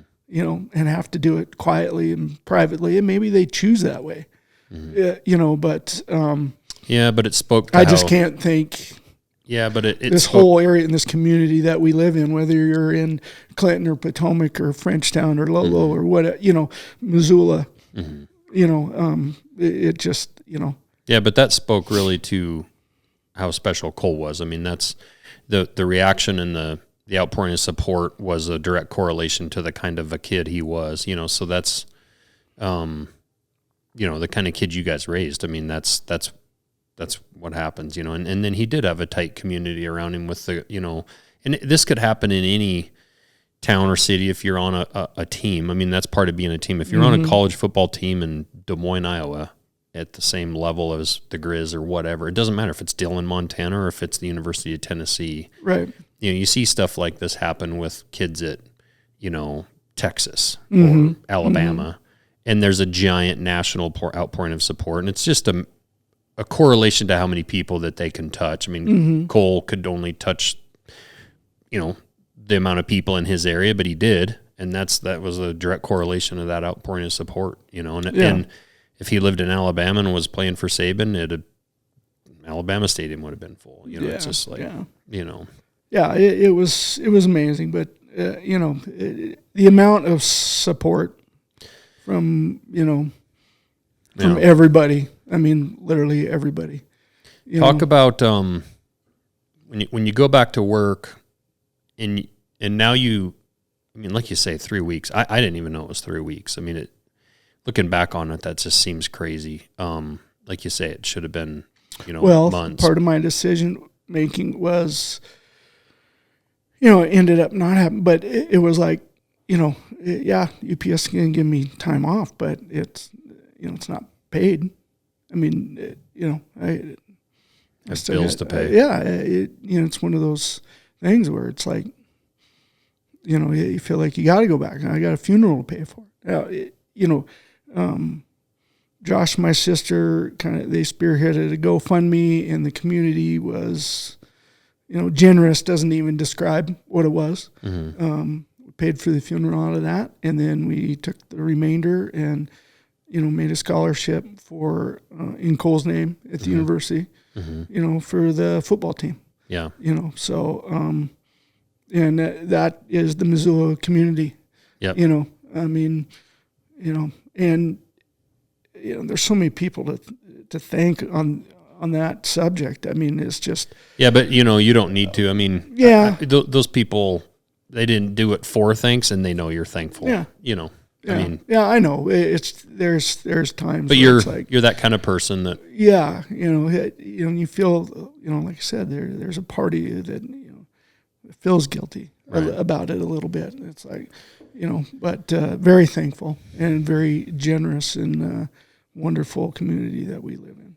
On the we've talked a little about this in private, but I think it's important to talk about here, because I think parents can find themselves in a very similar situation. But on the topic of guilt, you're back to work, you're working, and now you're just going about your daily life, but you've got this always on your mind and thinking about things. Sure.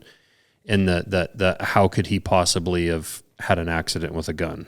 And I taught him, and talk about those feelings between anger, guilt, and what you had as far as feelings with that, maybe in the beginning, and then how that's maybe morphed over time. Sure.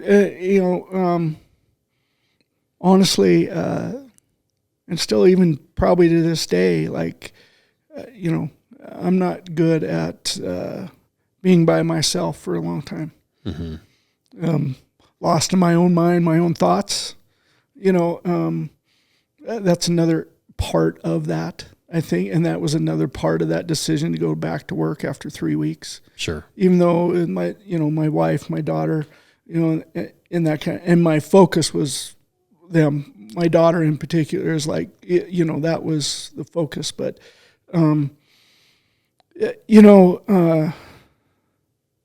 angry at the world. Yeah. Angry at God. And still, honestly, has it, tempered a little? Yeah, I guess it has. As far, one of the things that I still bristle to this day, and the people that was like, oh, it's all part of God's plan. Oh, I have a hard time swallowing that one. Yeah. I don't believe that. you know. I understand why people turn to religion, turn to God, that kind of stuff. I believe in God. I believe in a higher power. I believe in heaven and hell. But my faith was rocked. Mm-hmm.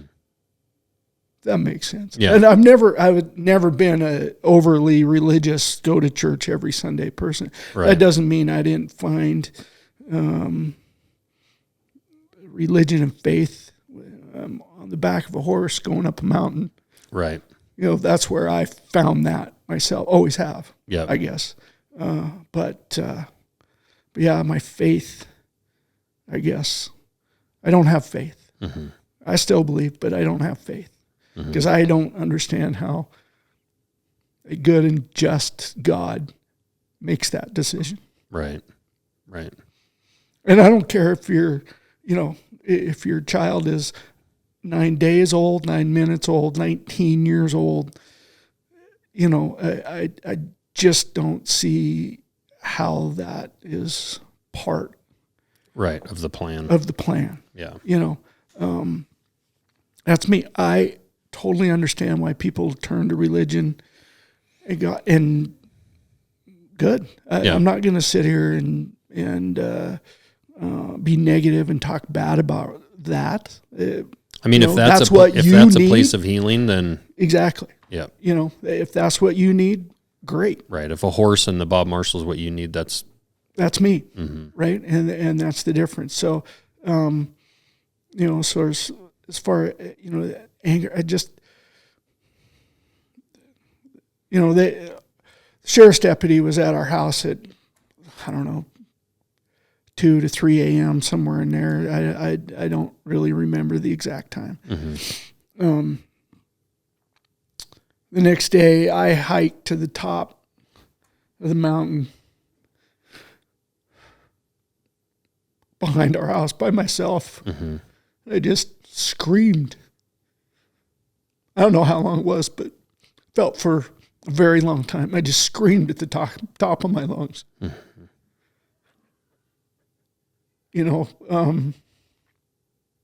So when you talk about, angry, I was angry at everything and everybody. Including Cole? At times, but not always. Mm-hmm. And the reason I ask that is his accident could also just be, it could have been a car accident, right?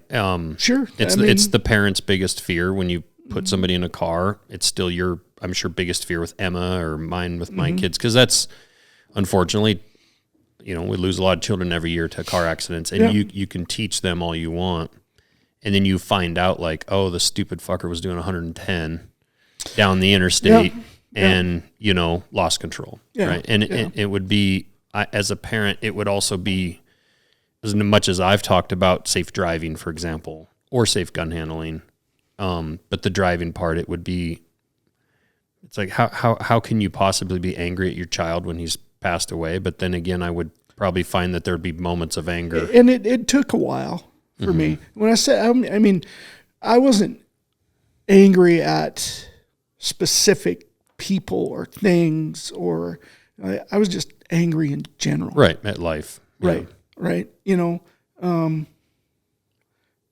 At times, more of a, God, I just don't understand what you were doing. Right. What the fuck were you doing? Right. Yeah. So that anger leads right into sadness, if that makes sense. Yeah. So it's there, but it's gone because it's just, I don't know, pure sadness. Yeah. Mm-hmm. And pain.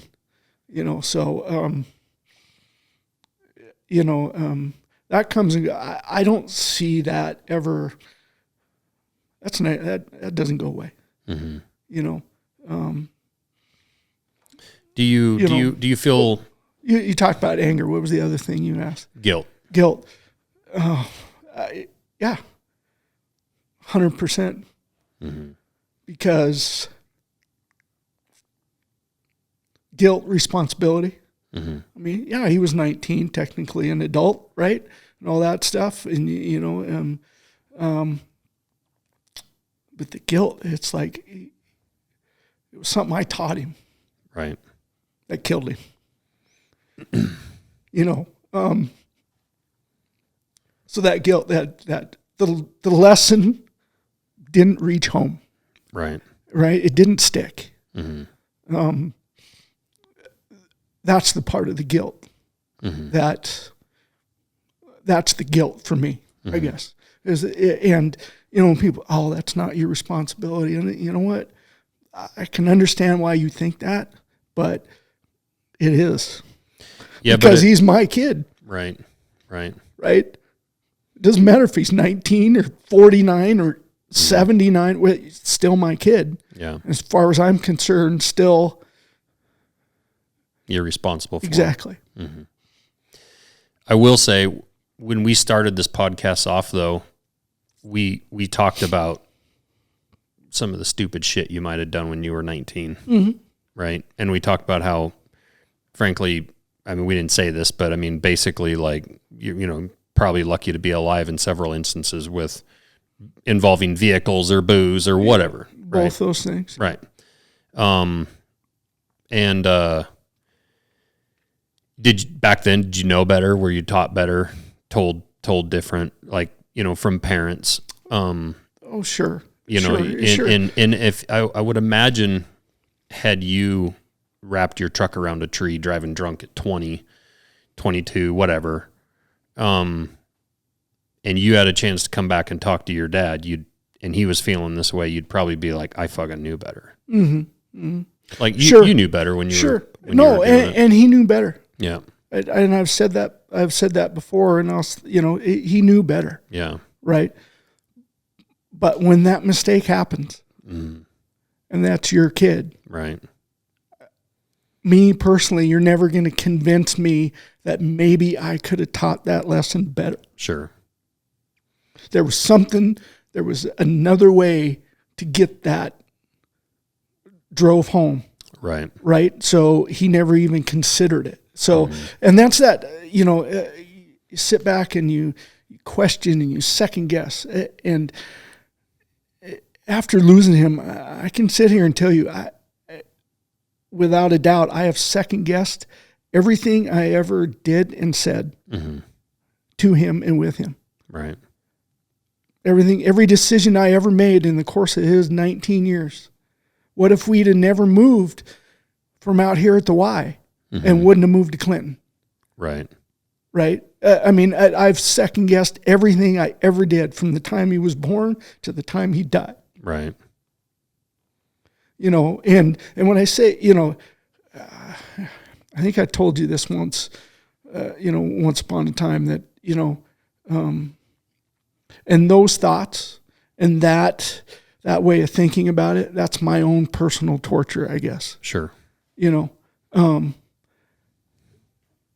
do I do it 24/7 for the last almost 9 years? No. But I do it. I still, to this day, I'm, you know, I question, I second guess, you know, there had to have been, you know, and maybe that's that desperation that, God, there could have been something, there should have been something that I should have done. I think you're the kind of person to make it not happen. You're the kind of person that I would say there's certain kinds of people that are the kind of people who you're an accept responsibility kind of person, right? You are responsible for your actions, right? Yep. Or if you back into somebody at UPS, it's your fault. Like you backed into them, you screwed up, right? It's not somebody's fault they parked too close to you or whatever, right? Yep. You screw up, you take responsibility, and that's how you believe. And I think that kind of a person who believes you have very strong convictions in what's right is right, wrong is wrong. Stand up, take responsibility for when you fuck up, and you know, and I taught my kids all of that. Right, and so for you personally, I think you're the kind of person that with this situation with Cole, that your personality is going to be to take responsibility for it more than maybe even you should. Because sure, I think most people listening to this would know And again, I'll go back to the car accident. I think that's more relatable to anyone. You don't have to own guns. Like, it can be a car accident, right? And it can be anything. You can preach any amount of anything to a kid, and you can preach all that you want, and in the end, they have to have their own responsibility. And it's interesting because I think we're also similar in the way we parent, where we also give our kids responsibilities, because that makes, and that starts off maybe at 7 with a BB gun, right? And like, hey, you can put one BB in at a time. You shoot in a safe direction, and you set them up for success, and you build up to more and more responsibility. They just don't turn 12 and you hand them a rifle and say, go home with your buddies. Right. No. And, I'm one, even with like vehicles, right? That if you earn my trust, if I see you doing the right things, I will give you more responsibility, because I also think an overbearing parent also can be in the end a very ineffective, and potentially it can work against you, where that kid gets into high school. We've all seen them. They get into college. Their parents have just been up their ass over gun lessons or cars, or you can't drive. You can't have a license until you're 17, and you can't stay out past 9 o'clock, and they're tracking them with GPSs. Yeah. And they get to college and they just they lose their shit. And lose their shit, right? And they end up dead in a car accident because they never, on the other side of it, were given any responsibility, and then they just had it all. And it was for a lack of training. It was for over parenting potentially. Right. And well, there is a point, I tell you all that about, me second guessing, and there's something I could have done, and all of that kind of stuff. There is a point where you've got to kind of turn them loose a little bit. Yep. And hope that the lessons drove home and they take them to heart, whether they're behind the wheel or they're just dealing with people or dealing with teachers or whatever. It's like how you deal with people, take accountability, you're responsible, all that stuff, but like I said, after losing him, that's just where I went. Yeah. And that's where I still am. Do I obsess about it? No, I think that would be unhealthy. Yeah. To be obsessing about it for almost 9 years. Yeah. But does it come and go out of my mind? Sure. Well, it does. I wouldn't have you on and be talking about this if I had thought that this was like a deadbeat parent situation, right? Because we've seen it. It's really sad, those cases where kids are just feral from the moment they come out of the womb. They've got no support, no parenting. Sure. They end up into drugs. They end up killing themselves somehow, whether it's on purpose or accident. And, it's unfair because they still lost a child, but you look at the parents and like, you fuckers, like you literally were drunk all the time and on drugs, and you did nothing. And you set your kids up for failure through poor parenting. And unfortunately, I think we see that more now than ever, where we see really bad parenting. And that has a lot to do with drugs and a lot of other situations. But the reason we're having this discussion, and from my perspective, is this is a situation where if anyone was to not have guilt and remorse about the way they parented, that would be, in my opinion, I'm not putting this on you. I'm saying I watched the way you guys parent, literally from the time those kids were basically born on. Mm-hmm. You parented how, I'm actually very picky about how I parent. You parented how I would parent, right? And when I saw that happen with Cole, I realized that it couldn't be prevented. And honestly, that could happen to any one of our children, because at a certain point, you do have to turn them loose. Yeah, you do. I mean, I tell you, after, Cole Nyan and then Emma getting her driver's license, I was a mess. I was a wreck.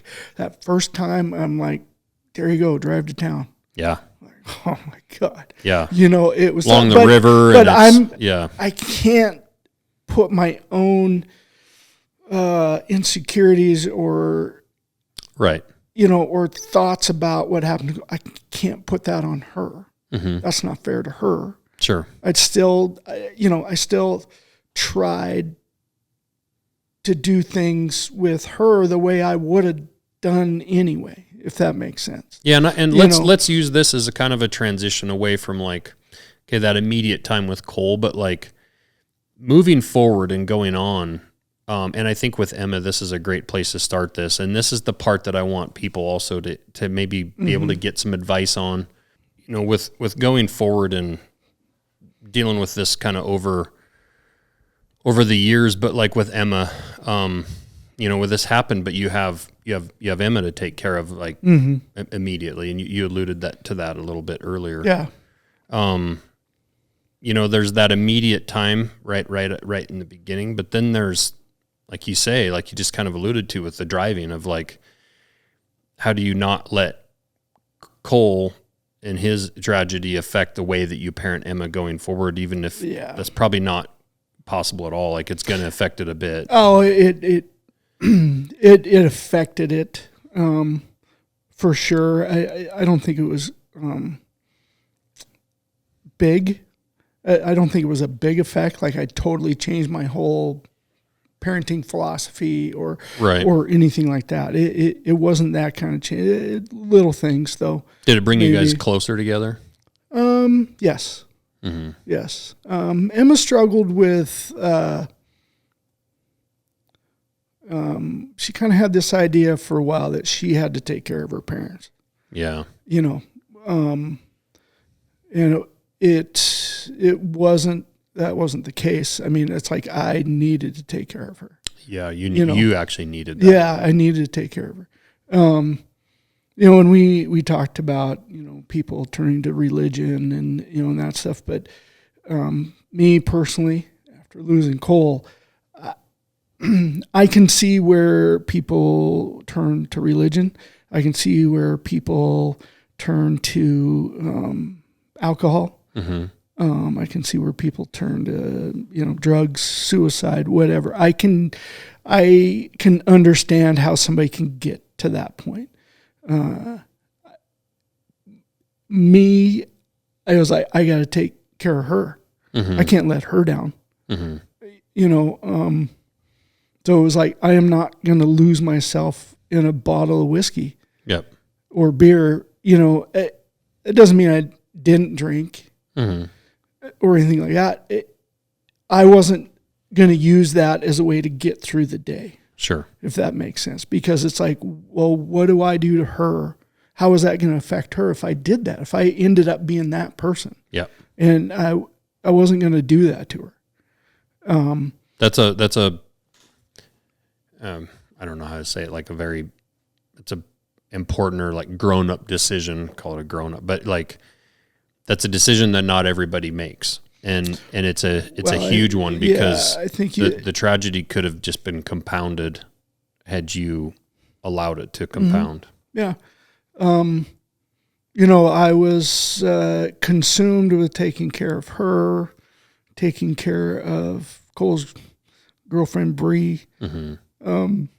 That's right where I went. I mean, that was I was more, I was worried about his friends. I was worried about, all that. I mean, I wasn't worried about me. Yeah. But I knew that if I needed to get lost in a bottle every day, I wasn't going to do anybody any good. Yeah. I wasn't going to be any help. Right. Did you guys seek any kind of professional help right away or along the way? More concerned with Emma. So she waited a year and then went into some therapy. Her mom and I did do some therapy, but it was later on. Mm-hmm. And it was kind of a marriage / grief therapy. Sure.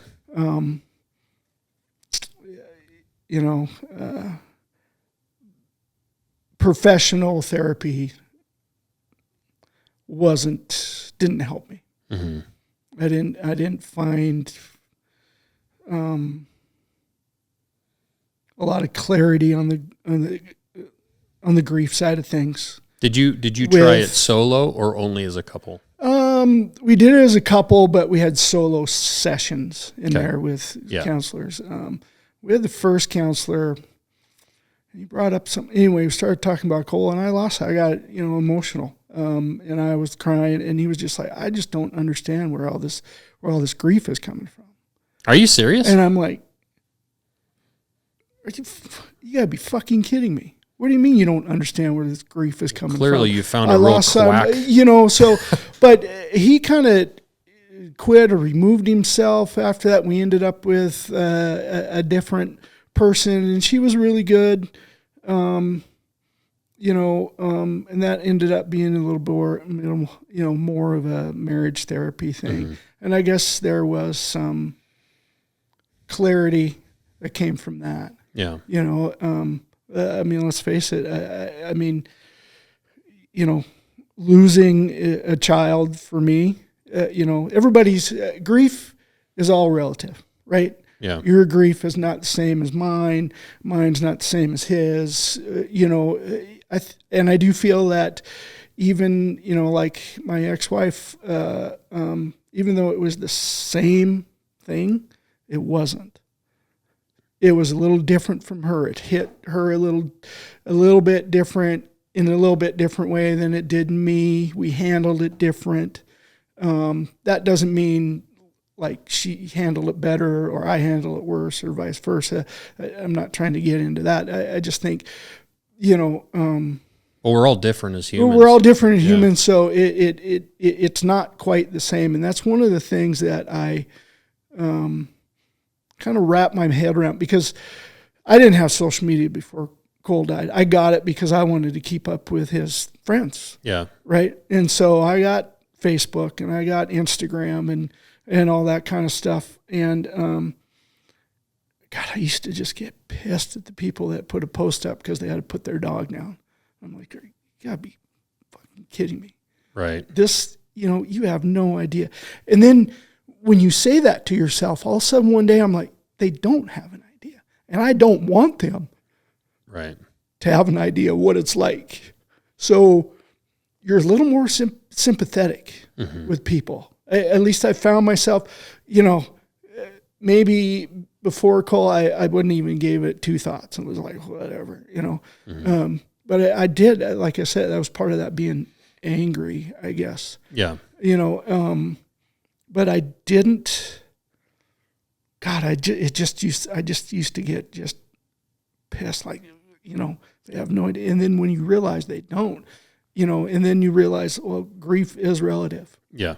To you. What if that is the most tragic thing they've had to do or endure is putting their dog down. Right. And then so that totally tempered that whole thought in my mind about being upset at them. And it's just like, they don't know. Right. And you don't want anybody to know what it's like. Right. It's not for me, and like I said, I'm not a professional or expert, but I will say losing Cole was the most tragic, painful, profound thing that's ever happened to me. Mm-hmm. Profound's the right word for it, but it's just, it changes your perspective. It changes how you view things. I'm still me. I'm still the same person I was, but I'm not at the same time. Yeah. If that makes sense do you to find anybody. Do you find yourself more compassionate towards people or things? 100%. More compassionate. I mean, I'm more emotional than I was. I cry at the drop of a hat. I mean, a sad commercial has got a tear running down my eye sometimes. And I'm okay with that. Mm-hmm. That's who I am. And if you got a problem with me being an emotional person, we don't need to be around each other. Right. It's just who I am, and I just own it. It's just the way it is. I mean, and it's not all sorrow. I mean, I find myself like, really proud of, about my daughter getting emotional,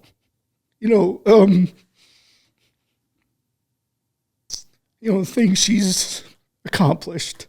Sure. And done. And, and even, Makes those moments more special. Oh, even like, some of their friends and stuff, you see, I love nothing more than seeing, a kid, a young adult succeed. Yeah.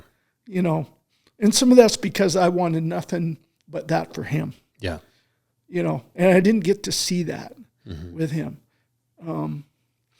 But yeah, definitely, more compassionate to people. Mm-hmm. In one way, though, I will say I'm more judgmental with people, and in one way, and that is, do I want this person I'm meeting for the first time to know this about me? Because you get that. Well, how many kids do you have? How old are your kids? Yeah, and then it's like, I'm judging that person that asked that question. I've never met him before.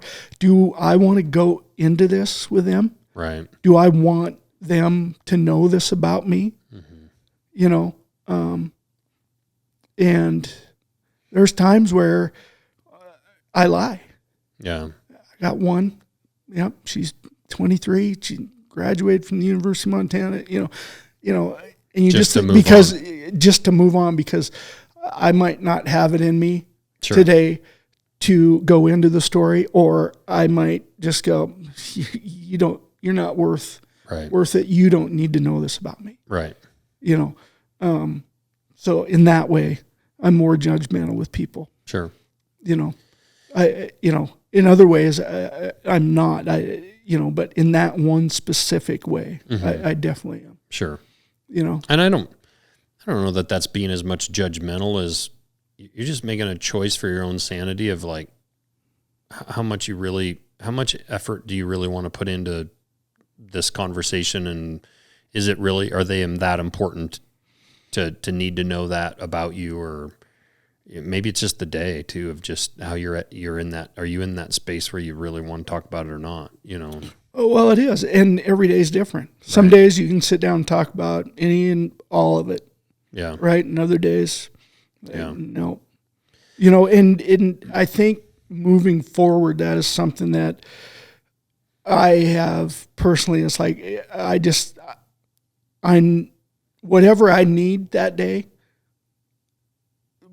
that's what I need. And that's just the way it is. Sure. And I'm okay with it. Yeah. And everybody else should be okay with it too. Sure. No, I'm not talking about it, or yes, I am, or, it's just one of those things where every day is a little different. Some days you have it within you to have that conversation, and other days you don't. Sure. And you need to be all right with it yourself, that this is just the way it is. Sure. You talked about the fact, you've referred to Jen as your ex-wife. So, people put this together. You're married now. So, you and Jen ended up divorced. Yes. But it wasn't right away. No.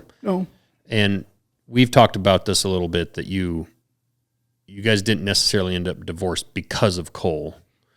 I would say losing him isn't the reason, but, it is still a part of it. Right. But it's not the only reason. Right. And I've heard a lot, you guys put time in though. I mean, I think that's we did some marriage counseling. Right. I think that's important to point out that, I want to hear kind of what your track with that was, but that like you guys did work together, and you guys made that decision together at a healthier space and time in your brains than say in the first 6 months or something. Oh yeah. No. It was, let's see. We got divorced 4 years after he died. Yeah. And I know, like, obviously, you guys are actually in a good spot with each other, and I want to be super respectful to her. I'm not going to get into the, whys and whatnot, but the point is you guys tried to work through all that together. Obviously, there were some other things with your marriage or whatever that are private, but it's that it changes your perspective. Yeah. Right. Life is short. Okay. And nothing in my life before losing him drove it home like losing him did. Yeah. Right. Life is short. Right. All right. And it's like, you're not happy. I'm not happy. Right. what are we doing this for? You deserve to find happiness, and so do I. Sure. So, that's what I was trying to get at. That this situation really, and I say it didn't happen because of Cole, but in a way, obviously Cole's situation, it did shine that light that life is damn short, right? And are we happy or not? Right.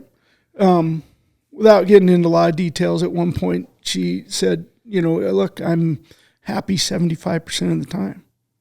All right, well, that means 25% of the time you're not. Right.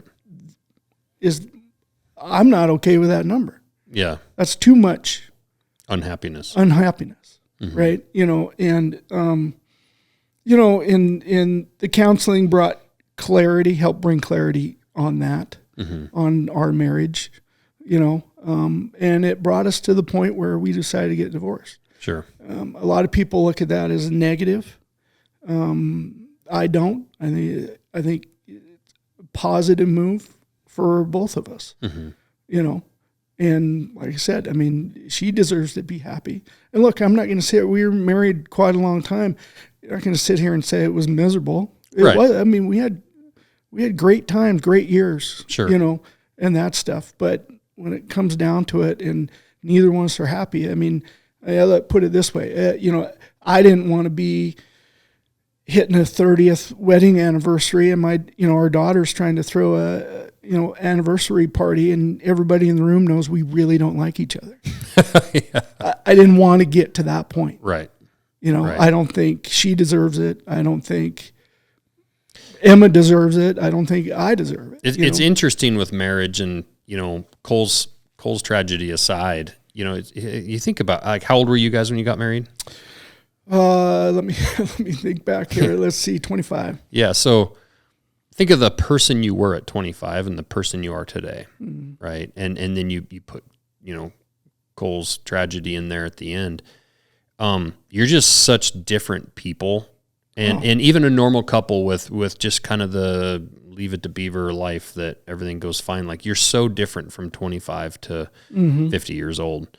And, I feel like that's like when Jess and I met, it's like you're finally grown up and kind of know who you are and what you like and what's important to you. And you're so much different than when you're 20, 19, 20, 21, 22, Yeah. So,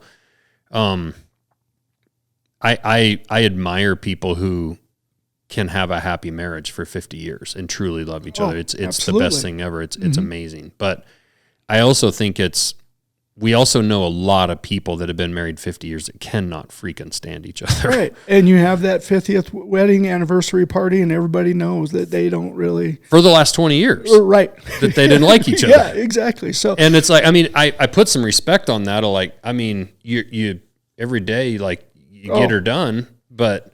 Anytime you hear of somebody that's been married for, it's just like, wow, that is amazing. But you're still a young guy. You're going to look back at 80 at yourself today and be like, God damn, I was a pup, as I was a kid, so we're if you think about, your wife now, if you guys are married for the next 30 years and you're in your 80s,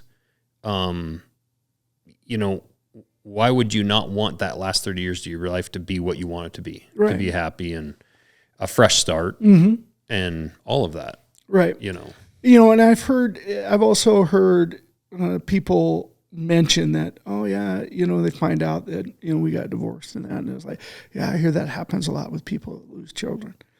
And I don't know if that is really true, but you do hear that out there somewhere. And you can't put it all on losing the child. It's where you're at after it's grown apart, and and I feel like if I want, and I felt like, and I feel like, I want to model what is a healthy relationship. Sure. To my daughter. That where it wasn't like it was terrible. It wasn't, right. mental or physical abuse or, anything like that. It was just two people that grew apart that were not on the same page. Sure. which makes you not happy all the time, and life's too short to be unhappy. And losing a child, it can also have, and I've heard this too, where it can also have a bonding effect that can never be broken with a couple. I know couples that have lost children, and if you've, they're tighter than they've ever been before. They were in the foxhole together the whole time, and that's a bond that probably can never be broken. And I will say, I don't want to speak for my ex-wife, but I think it was hard for each of us to find a way to help the other one. Yeah. When I look back on it, it's like it was hard for the two of us to help the other one.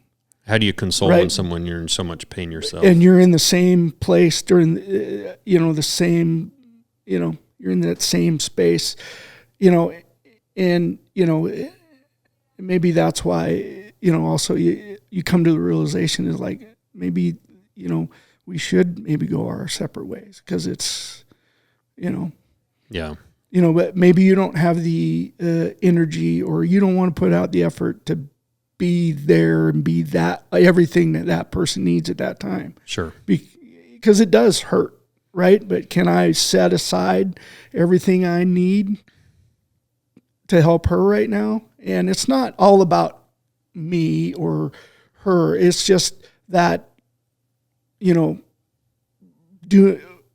it together was not. Sure. And then you look even farther back, and I remember the day we told Emma that we were getting divorced. And her first reaction was, honestly, I thought you were going to get divorced a while ago. Yeah. Kids are perceptive. They know. Yeah, for sure. Right. She actually told me once that she thought that coal dying kept us together longer. Yeah, and I don't know. Yeah, when you're in your 20s and she's moms and daughters are close. She's probably had conversations and with her mom and knows that things aren't perfect. And by the time the kids are in their 20s, like you say, they're pretty perceptive. Even kids in junior high and high school. I think if you're, I think kids are at any age are perceptive. They are. They know. They might not know how to put words to what they're feeling, but they know if things aren't quite right. Right. And like I said, it wasn't like things were 100% wrong. Right. I mean, we were married for quite a long time. So, it's one of those things where there was good times. There absolutely. We were in love at one point. Right. But we weren't. And then it's like, what are we doing? Right. We talked about kind of the reason for sharing all this is to help people that have gone through it or friends of people. And with where you're at today, it's been, you said 9 years, almost 9 years. It's interesting because even in some of my conversations with, with my friend that just went through it, he even had a doctor, or a psychologist or somebody say like, it'll be a lot better at the 6-month mark, right? Or it'll be a lot better at the year mark or whatever. And this idea you can attach timelines to it. First of all, everyone's going to be different, and there's going to be different circumstances around everything. But I've also been told by people who have lost children a long, long time ago that it never gets easier, but you learn how to deal with it better. Or maybe it dulls a tiny, tiny bit, but it's not like, and it's not like you're ever just going to get over it. And that idea, I think that sometimes people who have freshly gone through this, that keep waiting for that day every morning they wake up of like, is this the day it's better? And it's like you're setting yourself up maybe for an expectation that will never come. You can't sit and wait for it to get better, because it's never going to get better. I needed to figure out how to handle it. Right. And my daughter actually had a great analogy, and I'm probably going to totally mess it up, but she said it's like lifting a weight. When you first get it, you can't move. Right. You can't move it. You can't budge it. It's just sitting on you. You can't breathe. right? And then as time goes on, you can move it a little bit, and then pretty soon you can pick it up. Mm-hmm. Pretty soon you can pack it around. Yeah. Pretty soon you learn to pack it around where nobody notices. Sure. You know, and that's kind of the general the gist of what she said. But and I don't know exactly where she is. She probably, you know, she's a bright person. Yeah, probably she's probably smarter than you. Oh, 100%. You know, but it does not go away. Mm-hmm. It hurts as much today as it did, you know, the moment I found out. Mm-hmm. But you do learn how to handle it, I guess, to where you're, you know, one of the things that I stressed with Emma and Bree both was we get up and we try every day. Mm-hmm. Right? Some days go better than others, but we try every day. You know, that it's kind of that, you know, you can't let yourself get into a spot where you're doing negative things. Mm-hmm. You need drugs and alcohol to deal, you know, whatever it might be, you know. But we get up and we try every day. Like I said, some days are better than others. Do you think having a job, you know, we can probably all agree that 3 weeks was too early to come back, but having a job or going to the gym or whatever you have that gives you, which you don't have to go to the gym, but if you got up and go to the gym in the morning and then you go to your job and you have a routine during the day that gives you purpose, does that help? Is that something, do you encourage people to maybe, hey, maybe you don't go to the gym, but maybe you should start or doing something, go for a hike or a run or. I think anything that would be, I guess, what you consider a positive move, right? You know, if you shelter in place, let's say, you know, and you don't interact with people, you know, you're drinking through the day and the night, whatever. I mean, those are kind of, you know, negative things. That doesn't mean it's not. It is okay. Some days I'm just staying home. I'm not talking to anybody, and it's, you know, you just kind of, you know. But if that's the only way, or that's how you choose to get through it or try to get through it. And that's, I can't believe I even just said that. You don't get through it. That implies that there's an end. Right. And there's not. Right. Right. I had a mother whose son died. You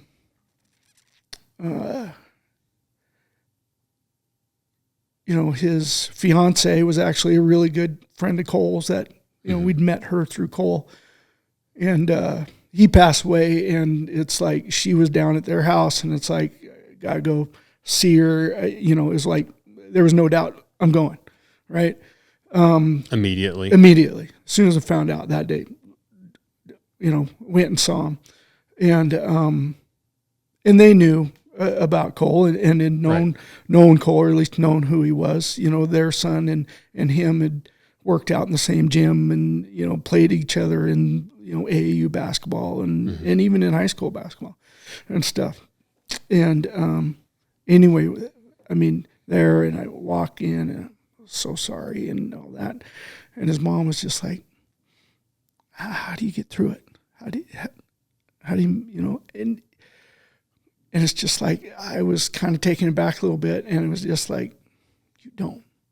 Yeah. And in that spot is like, God, maybe I shouldn't have said that. Yeah. But it's, you got to know the truth. You also don't want to set them up for an unrealistic. Right. You can't be you know, it just wasn't in me to fabricate or lie to her. Right. It's like, you don't. I mean, you know, some days, you know,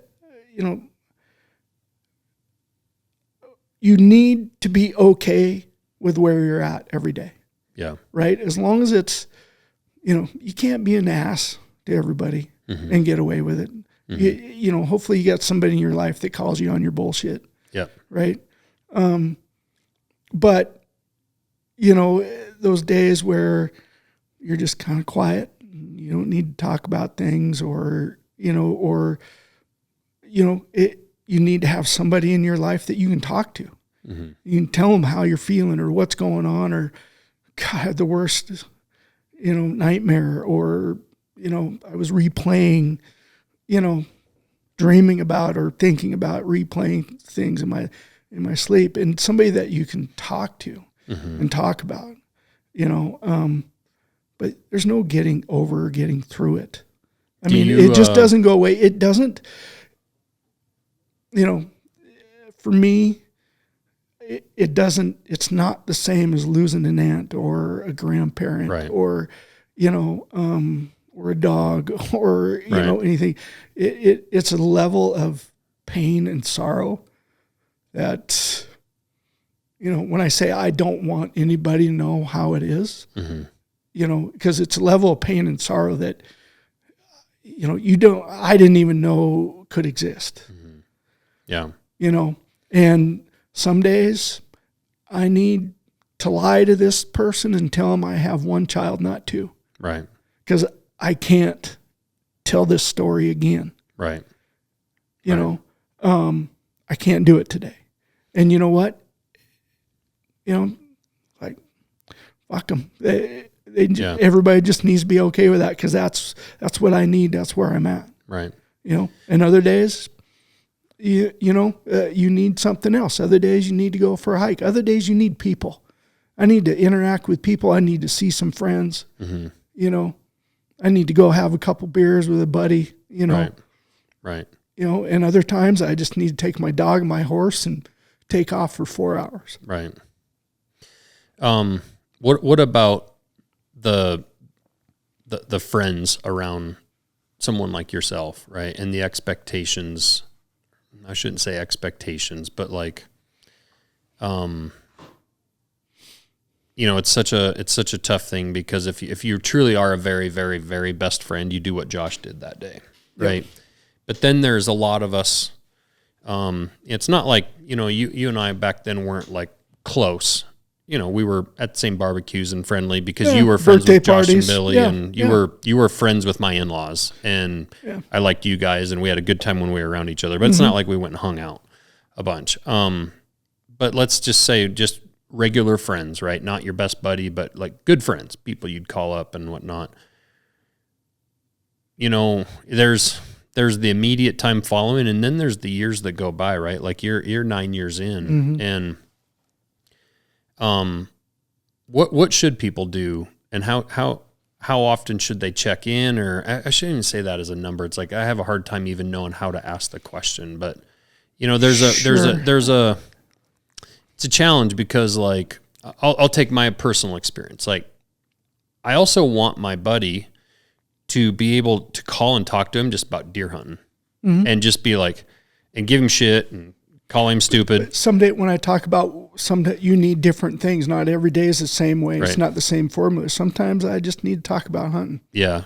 Right. With somebody, or something completely different. Laugh and joke, you know, and talk about the stupid shit. Talk about their kids, you know, and it's like, what are the kids doing? You know, and how are they doing? How's basketball going? How's football going? How's track? You know, you know, you're interested in all those things.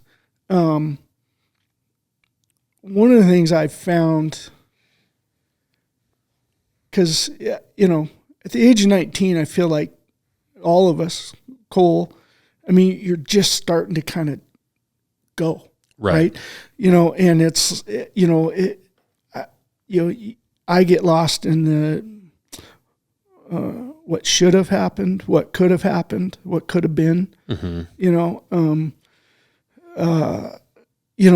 and because of that, you know, sometimes, you know, somebody's getting married, and I can remember, you know, right off, you know, Cole died in March, Stephen and Elise Failer got married in August. Yeah. You know, and you go to the wedding, it's just like, God damn, it's not going to be him. Yeah. You know? So you go through these whole ranges of emotions and dealings, and like, how do I deal with this? How do I go and watch my buddy's daughter or son play a sport, and all I can see is him. Yeah. All I can see is Cole running up and down the court. Mm-hmm. The guys he played football with for the Grizzlies, they come out and visit, some of them here and there and that kind of stuff.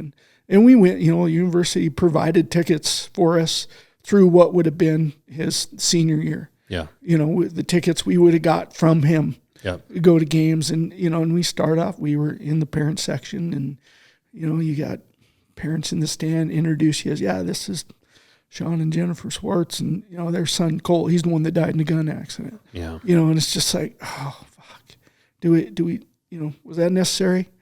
Do we need to? Mm-hmm. Is that how you need to introduce me? Mm-hmm. Type of thing. So that's hard. And then watching the games is hard. And then you go from sitting in the stands with the other parents and going down on the field after the game to can't go down on the field anymore. Yeah. And then it's like can't sit in the parent section anymore. So you're standing up top watching. Mm-hmm. And then you're watching the game, and I knew where his coaches, where he fit in and what they thought his potential was and where he'd be at. And it's like, that wouldn't have been that kid. Right. You know? Yeah. That would have been my kid. Right. So you run through all this, and I tell you all this for the reason that, and then you get later on down the road. Well, I'll finish a story about some of the guys on the football team, and they come out, and there was a bye week, and they wanted to go hunting. So they come out, and it was like, okay, you guys can go up, because we had, was Plum Creek and the Nature Conservancy behind us, and then into some state ground out in Clinton, and they come out and I showed them where to go and all that, and told them how to go, and come out in the morning, just go head this way. Anyway, they were out and we were visiting, sitting at the table and all that. And one of them's like, "Do you still go to games?"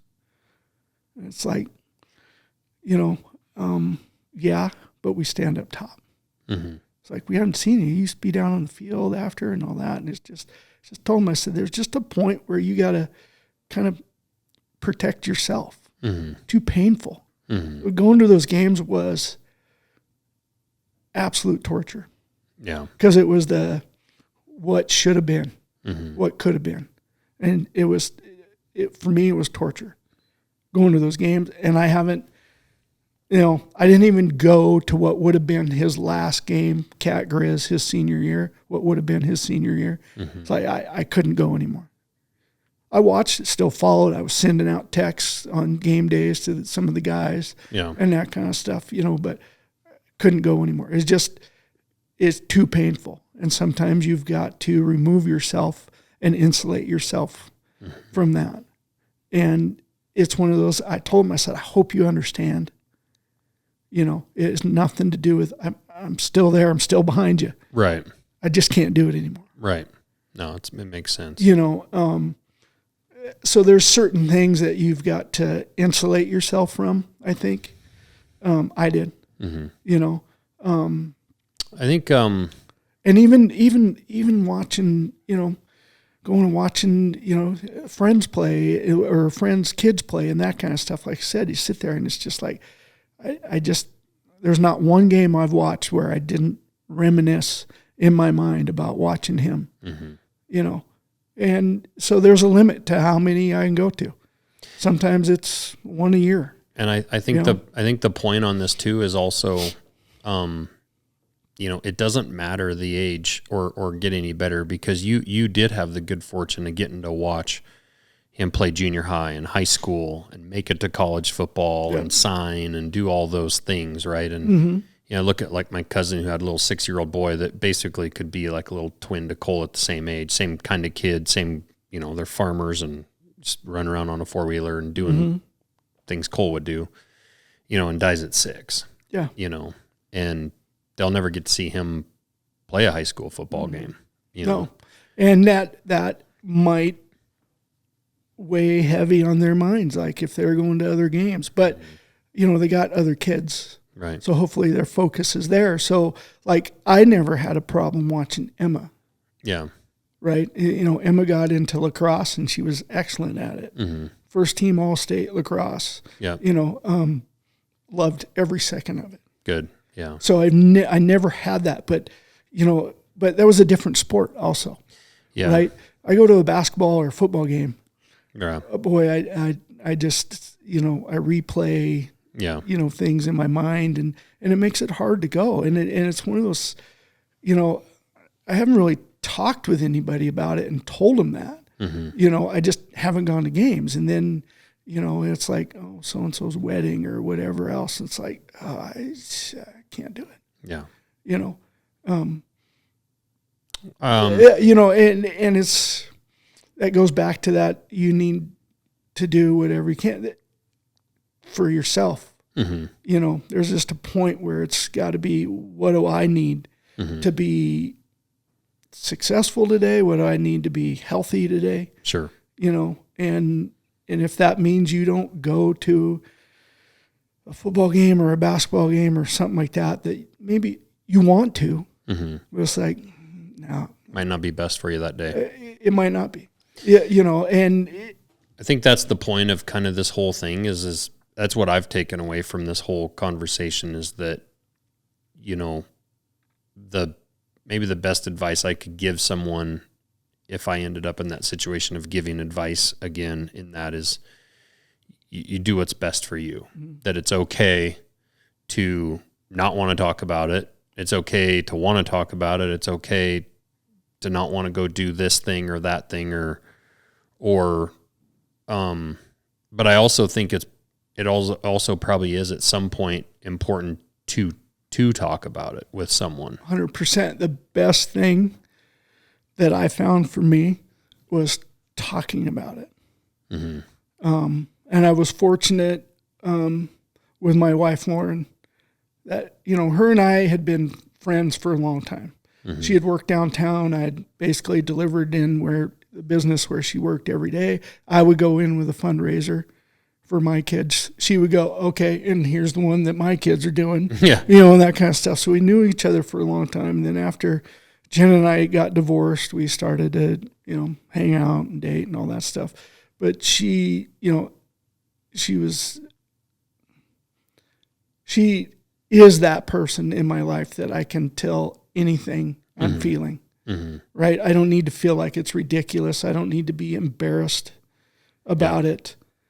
I'm very fortunate that I found her. Mm-hmm.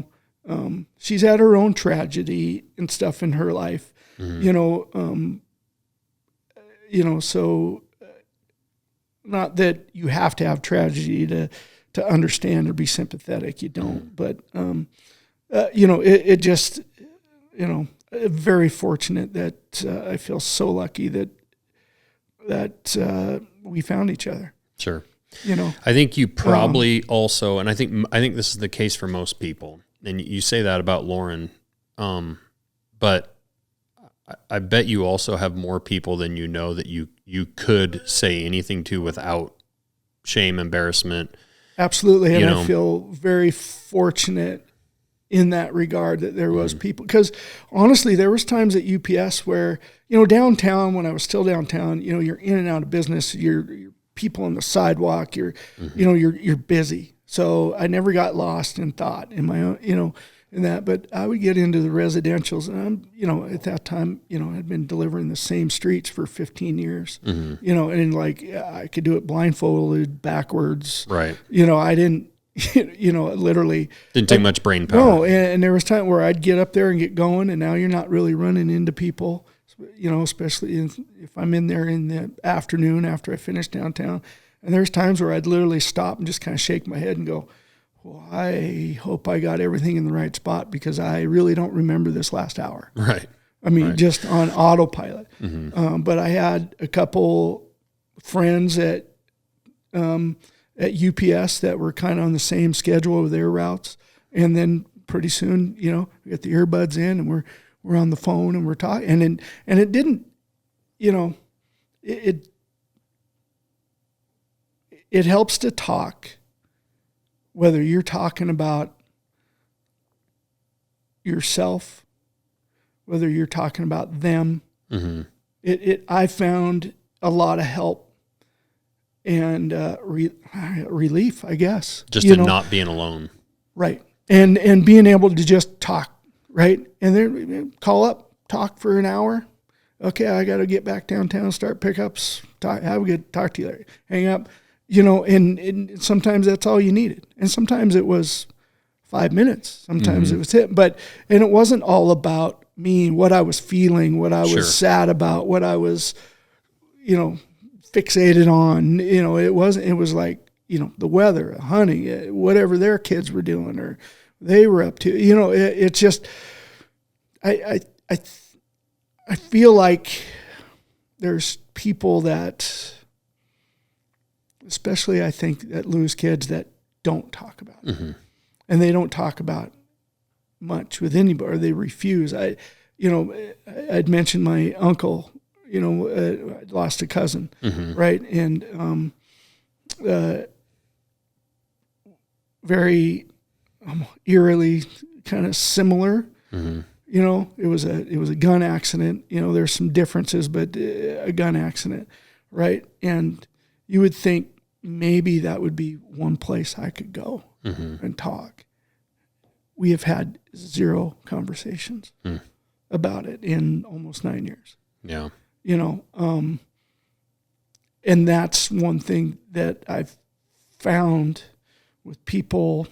I got another couple that lost a son, wrote us a wonderful letter. I don't remember everything that was in it.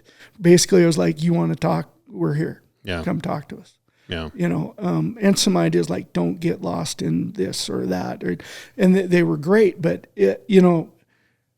sometimes it's hard to people that have lost children. It's hard to get them to talk about it, and especially men. Right. Men, right? Clam up and not talk to anybody. I don't need to talk to anybody about anything. Sure. I'm just going to go to work. Right. I'm just, or whatever. So, the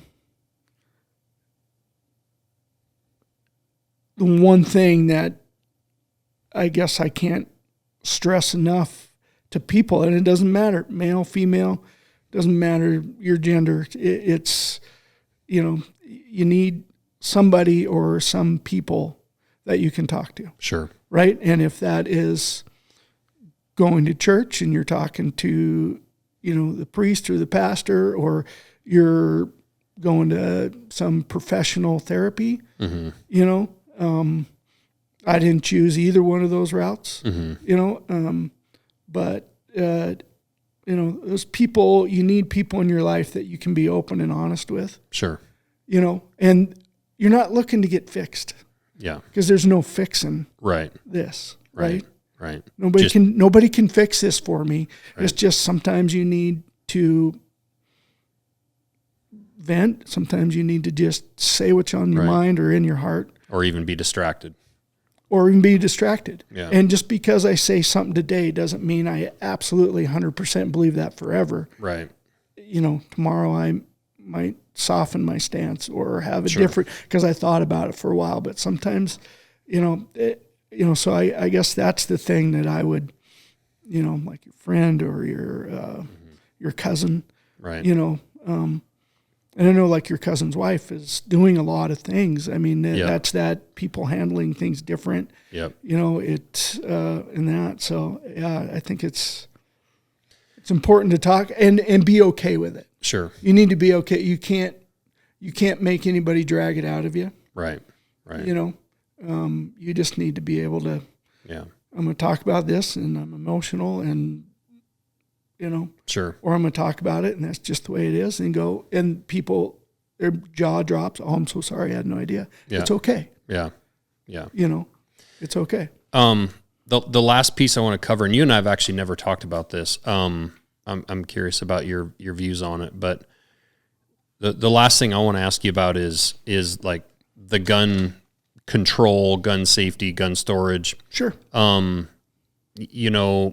There's people that have lost children that have gone the way of, we should be banning all guns. We should be making laws tougher, right. There's that side of it. You could hate the gun for what happened, or hate the gun makers or stores or however. Right. And then, there's the whole, so that's like the gun control piece, I guess. Mm-hmm. And then there's the actual gun ownership piece in your own home about what the proper way is to store weapons and that kind of stuff. What are your feelings on that stuff?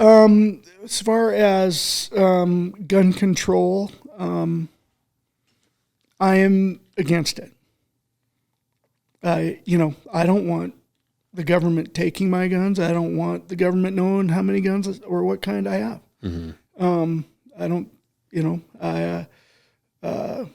I personally don't think there's any place for automatic weapons in civilian life. That's my own view. But no, I'm an avid hunter. I grew up with guns.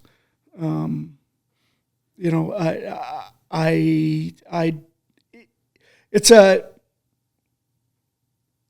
complicated issue, right? Because I can see all sides of it. And it's not one simple ban all guns or ban these or, no bump stocks, no what, it's not a simple, easy conversation, and it's not a simple answer. Right. Right. But me personally, somebody's child dies in a car accident, are you going to ban cars? Right. No, I am not, and I argue, with people in my own family about this, a little bit, it's such a complicated and heated topic that I kind of avoid like real confrontational conflict or conversations with people because I don't think we get anywhere. Well, you're not going to win. That person, you're never going to win. No. We need to ban them all. We're not, Yeah, if you came in here with a total different belief and the fact that you lost your son in a gun accident, and if you came in here and said, you know what, we need to ban all guns and this is how I believe and whatnot, like I'm not going to change that opinion of yours. I would have to have some compassion and understanding from where that's coming from. Yep.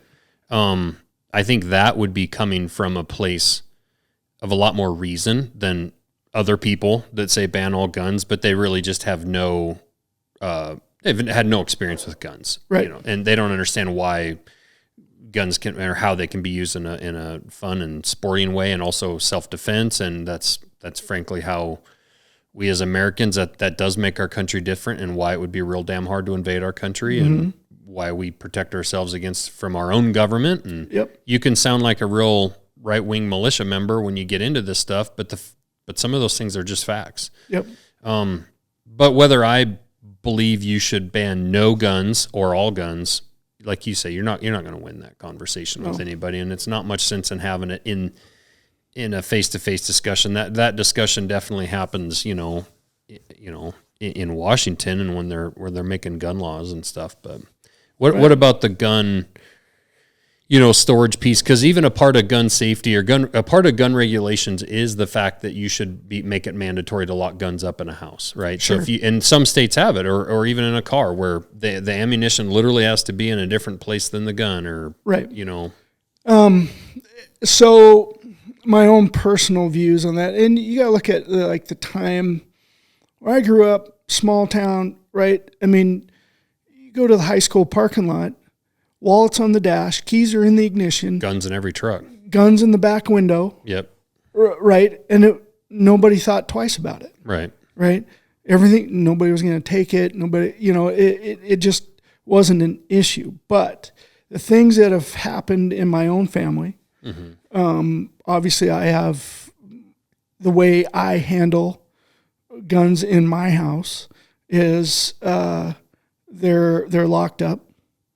I used to have just like a locking gun cabinet with it was always that way. Like when I always had, before when the kids were little, when I was adult, a gun cabinet locked in there, and that kind of stuff. I didn't always keep the ammo separate, but I kept everything unloaded. Everything got unloaded before it came in the house. Yeah, and like when the kids were little, obviously, they didn't know where the keys to the gun cabinet were. Right.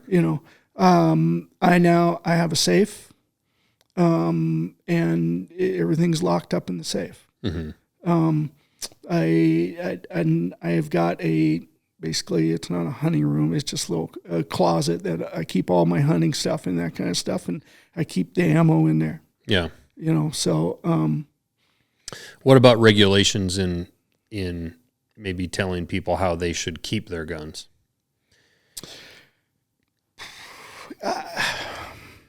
As a person that kind of falls into the whole whether or not you can have a gun or not, area for me. Where government starts telling you. How is the government going to enforce that? I mean, that's an invasion of your home. I mean, they're going to come in. Oh, we need to inspect your guns. Right. I don't want to see that either. Yeah. I think that personal responsibility issue. It all lands on personal responsibility. Mm-hmm. I think that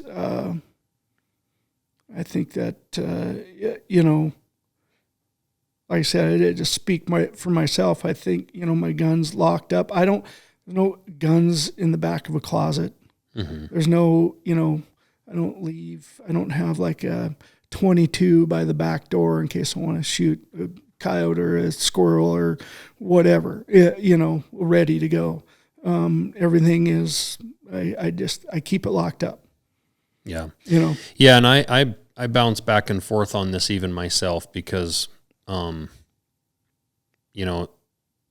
this is why this topic is difficult for me to, it's why it's difficult for me to hear you take any blame on yourself about your training of like Cole, your parenting, mm-hmm. right? Because my guns aren't locked up. They're all over the damn place. Now, and there's rounds in the magazine, but not in the chamber. Sure. But if you rack my pistol laying by the sliding glass door, it's going to shoot somebody. Yeah. If you rack my AR by my bed, it's loaded. It's there for mm-hmm. a reason. It's probably unnecessary that I have those guns by my bed, by doors and whatnot, because like where I live, it's about as safe as it can be in this country. Right. But still, those guns are around and they're not locked up. And, I feel like I am not worried about my kids, right? And I'm sure just like Cole or Emma, you weren't worried about them they weren't going to grab a gun and do something malicious or stupid or whatever in your own house. Right. At least you don't think they're going to. And I've parented my kids, I think probably very, very similar to how you've with yours. Cause like when my kid gets in the truck, you're unloading the gun, right? When you're bringing him in the house. Cause like how I teach him to take care of his gun, what he's doing, it's a little different than like me putting a gun by my bed and having a bullet in it. But they mm-hmm. also know that they have rounds in there. Yeah. I also fully expect they are not going to be touching them or doing anything with them. Right. That being said, I'm sure you had the same expectations, and I did. I did 100%. And it makes me think like, God dang, it was just my own personal, like, we're not using them. They're locked up. And I agree with that. I guess what I'm saying is like, it does make me question myself also. Like I saw what happened with Cole and that you did everything you should have done as a parent and this happened. And here I am with my guns laying around with bullets in them. Right. Mm-hmm. And so, would I be able to live with myself knowing your story with Cole and still allowing that to happen? It's like, yeah, but did you have your guns laying around when the kids were 3, 4, or 5 years old? Oh God, no. Yeah. See, that's it. No. So it's one of those things where I didn't. My ex-wife ran a daycare out of the house when the kids were little. Yeah. So all that stuff's got to be locked up. No. So I just continued that. But that was one reason. The other reason was obviously, honestly, the accident, my cousin dying, that was another reason for me to keep them locked up. Yeah. And then to your losing point, my son is another reason for me to keep them locked up. 100%. So I that's me. Yeah. I'm not going to sit here and tell anybody what or how they should do it. Sure. Whether it's how you treat your guns, how you handle loss, how, anything, I'm just willing to share how I've done it. Yep. Makes sense. Well, with that, is there anything else you you want to say or anything we didn't cover. I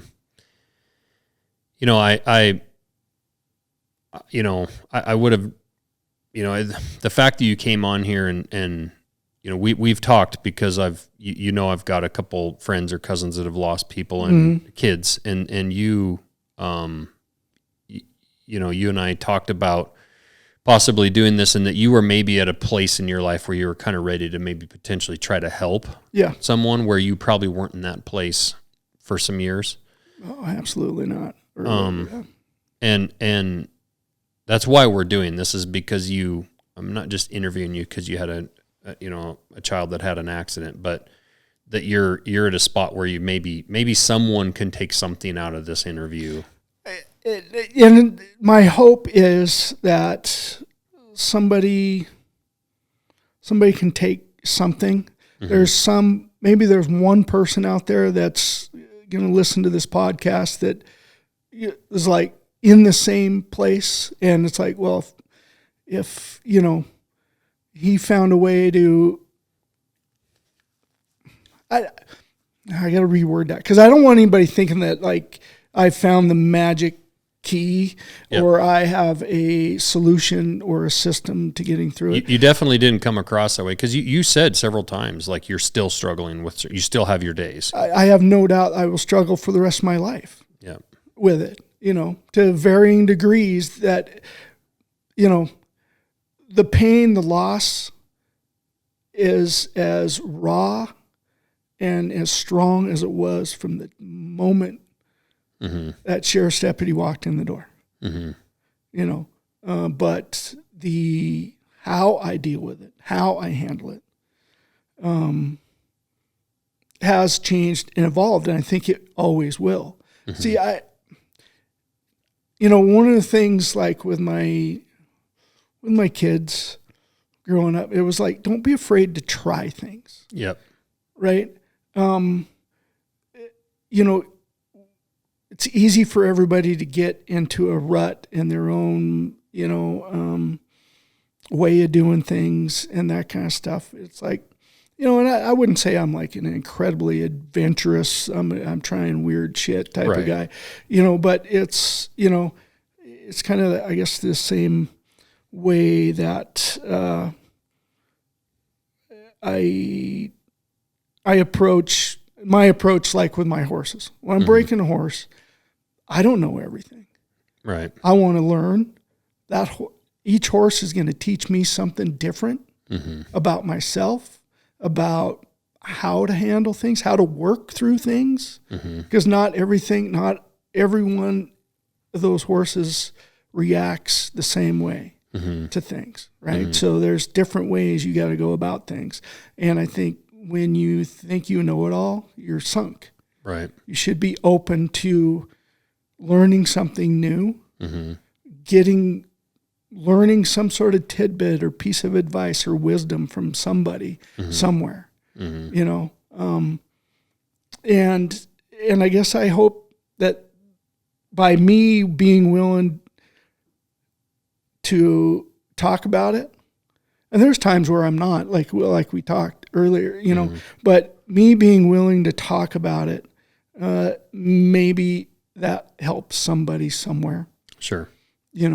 And I guess that's my hope, that somebody, people realize that you don't need to be closed in and wallow in your own grief and pain. There's other people out there that have, and I guess, being here with you talking about it is a way for me to kind of start to, like, somebody needs to talk about something. I'm not a therapist or counselor or anything, but I'm willing to do it. Sure. Well, I appreciate it, Sean. It's a tough one, but I think it's admirable that you're willing to be here and talk about it. I know how hard it is. Is there any information you want to put out as far as like a Instagram or Facebook page that someone could reach out if they want to, or would you prefer to not do that? No, I think I would be a hypocrite if I sat here and said, I'm willing to talk and help and not put out, some way to get a hold of me. So, sure. I don't know the best way to do it. I mean, you have Instagram, right? I have Instagram. Yeah. Probably a direct message through that. Yeah. Yeah. It's Sean _Swartz, SeanSwartz. Okay. So on Instagram, that's one way. Sure. So you can find me on Facebook also. Yeah. Okay. So I appreciate it, man. You bet, buddy. Thanks a lot. All right. Thanks for having me.